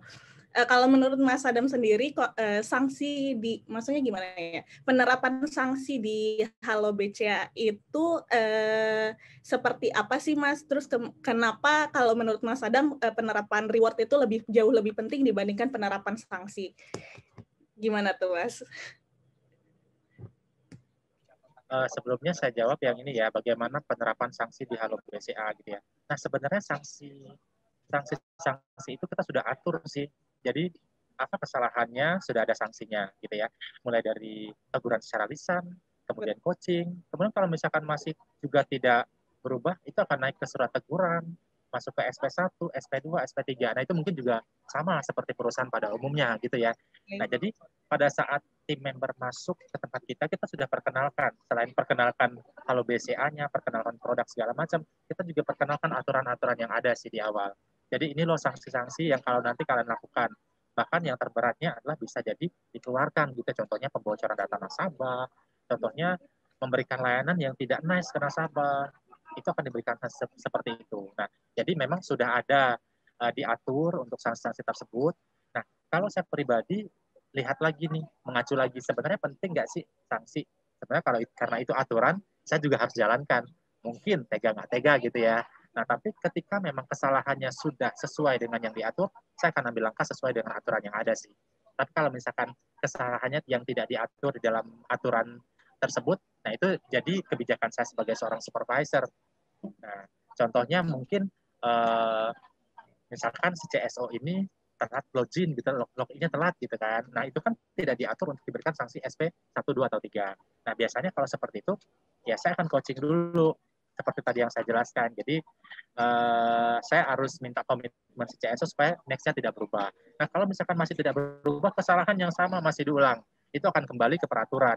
Bahwasanya ketika tidak sesuai, dia akan kena teguran, masih juga melakukan, akan naik ke SP1, SP2, SP3. Dan juga ada masa berlakunya ya, sesuai dengan aturan berlakunya SP. Nah, jadi menurut saya sebenarnya penting tidaknya kedua-duanya itu sangat penting sekali sih, apalagi motivasi ya. Kenapa motivasi penting sekali? Karena kan kita itu harus menonjolkan hal yang positif dulu sih, itu intinya. Jadi hal yang positif harus kita tonjolkan, yang menjadi harapan kita itu apa, hal-hal yang positif, kita harus fokus ke sana.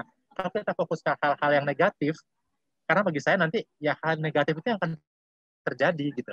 Jadi ketika ada sesuatu ketidaksesuaian, kita fokus dulu terhadap hal yang positif.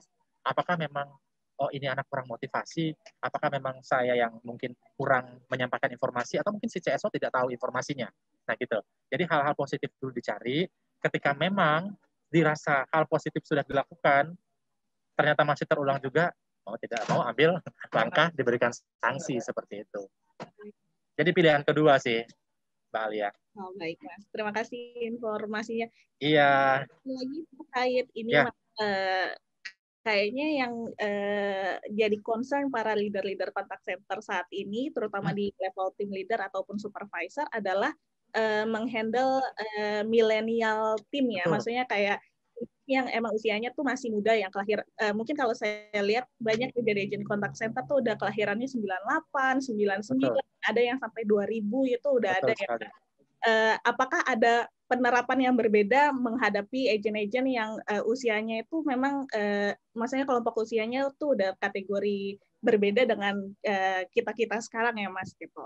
Betul. Nah, ini benar Mbak Alia, kejadian banget kalau di kita nih. Jadi rata-rata kita itu karena kita magang bakti. Jadi anak-anaknya itu usia berapa? Bahkan 2001 juga ada. Gitu, nggak cuma 98, 99. Jadi yang bisa masuk ke kita itu adalah anak-anak yang pertama fresh graduate boleh, minimal itu dia tamat SMA, sudah lulus sekolah. Nah, karena kan program magang gitu ya. Nah, jadi rata-rata memang seperti yang Mbak Alia sampaikan tadi. Nah, bagaimana touch-nya tadi? Ya kita tahu ya, anak milenial sebenarnya karakternya itu apa ya?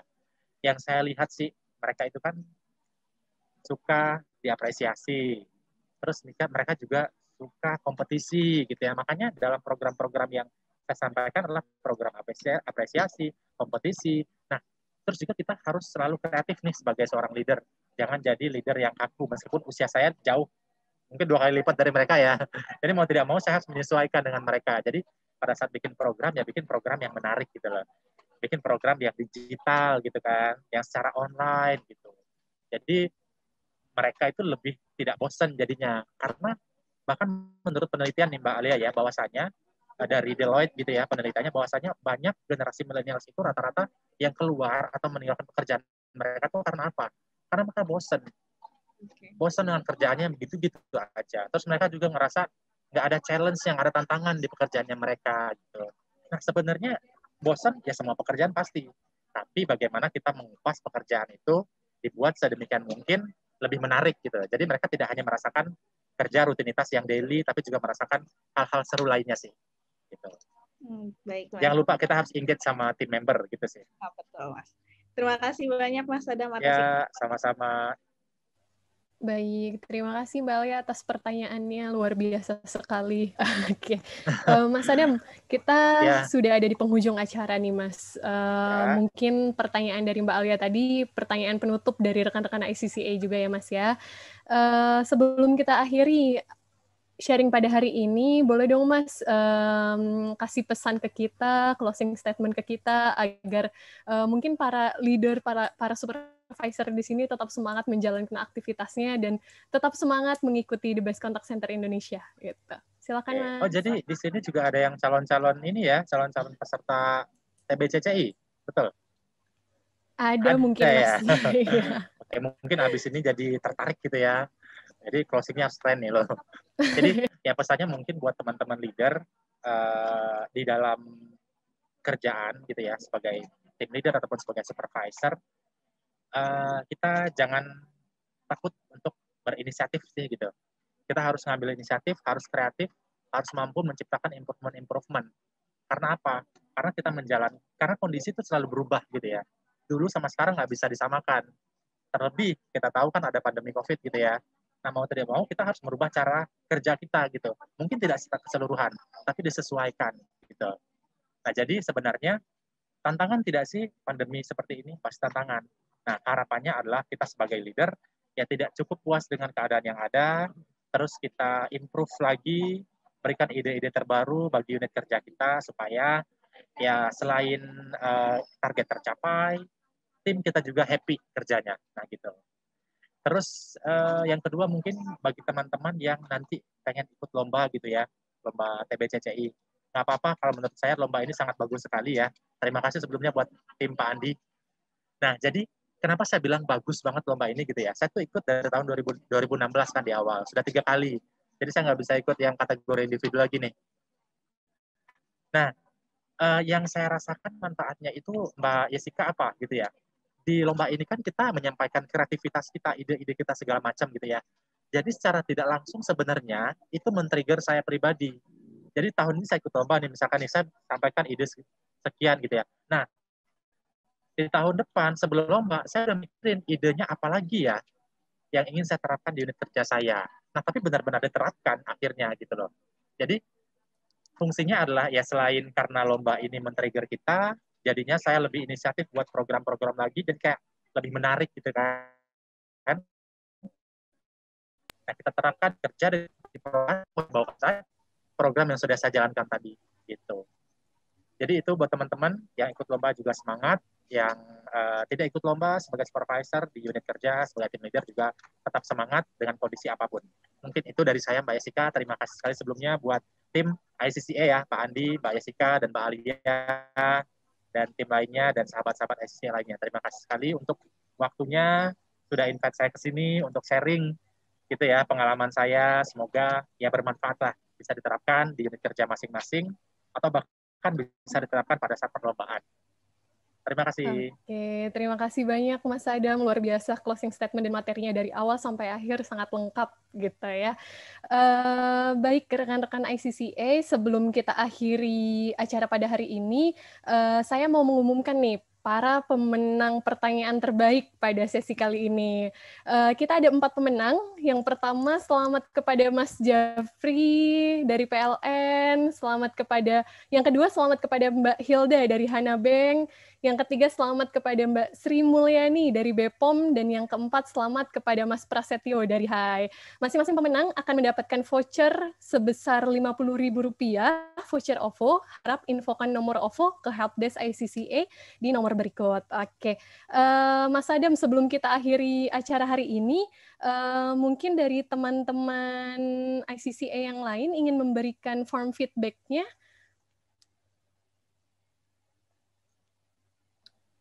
Oke, nah rekan-rekan ICCA, kami selaku panitia dari Winner Sharing dan Expert Class memohon kesediaan rekan-rekan untuk mengisi feedback survei kepuasan acara ini, karena feedback dari rekan-rekan sekalian sangat bermanfaat untuk kita nih dalam mengembangkan acara-acara berikutnya gitu. Oke, bisa langsung di-scan aja di sini barcode-nya, atau bisa diklik di bit.ly/CSI Expert Class, silahkan. Ada juga linknya diberikan oleh Mbak Fadilah. Bisa langsung diklik saja linknya.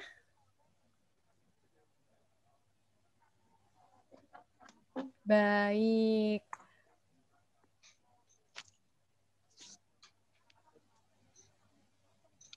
Oke, nah sebelum kita akhiri acara hari ini, kita foto bersama dulu nih Mas Adam nih. Kita foto bersama rekan-rekan yang lain. Boleh silakan rekan-rekan ICCA dibuka kameranya. Kita bertemu secara virtual.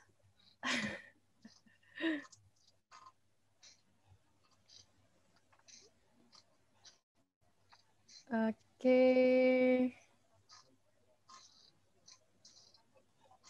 Kita tunggu rekan-rekan yang lain membuka kamera.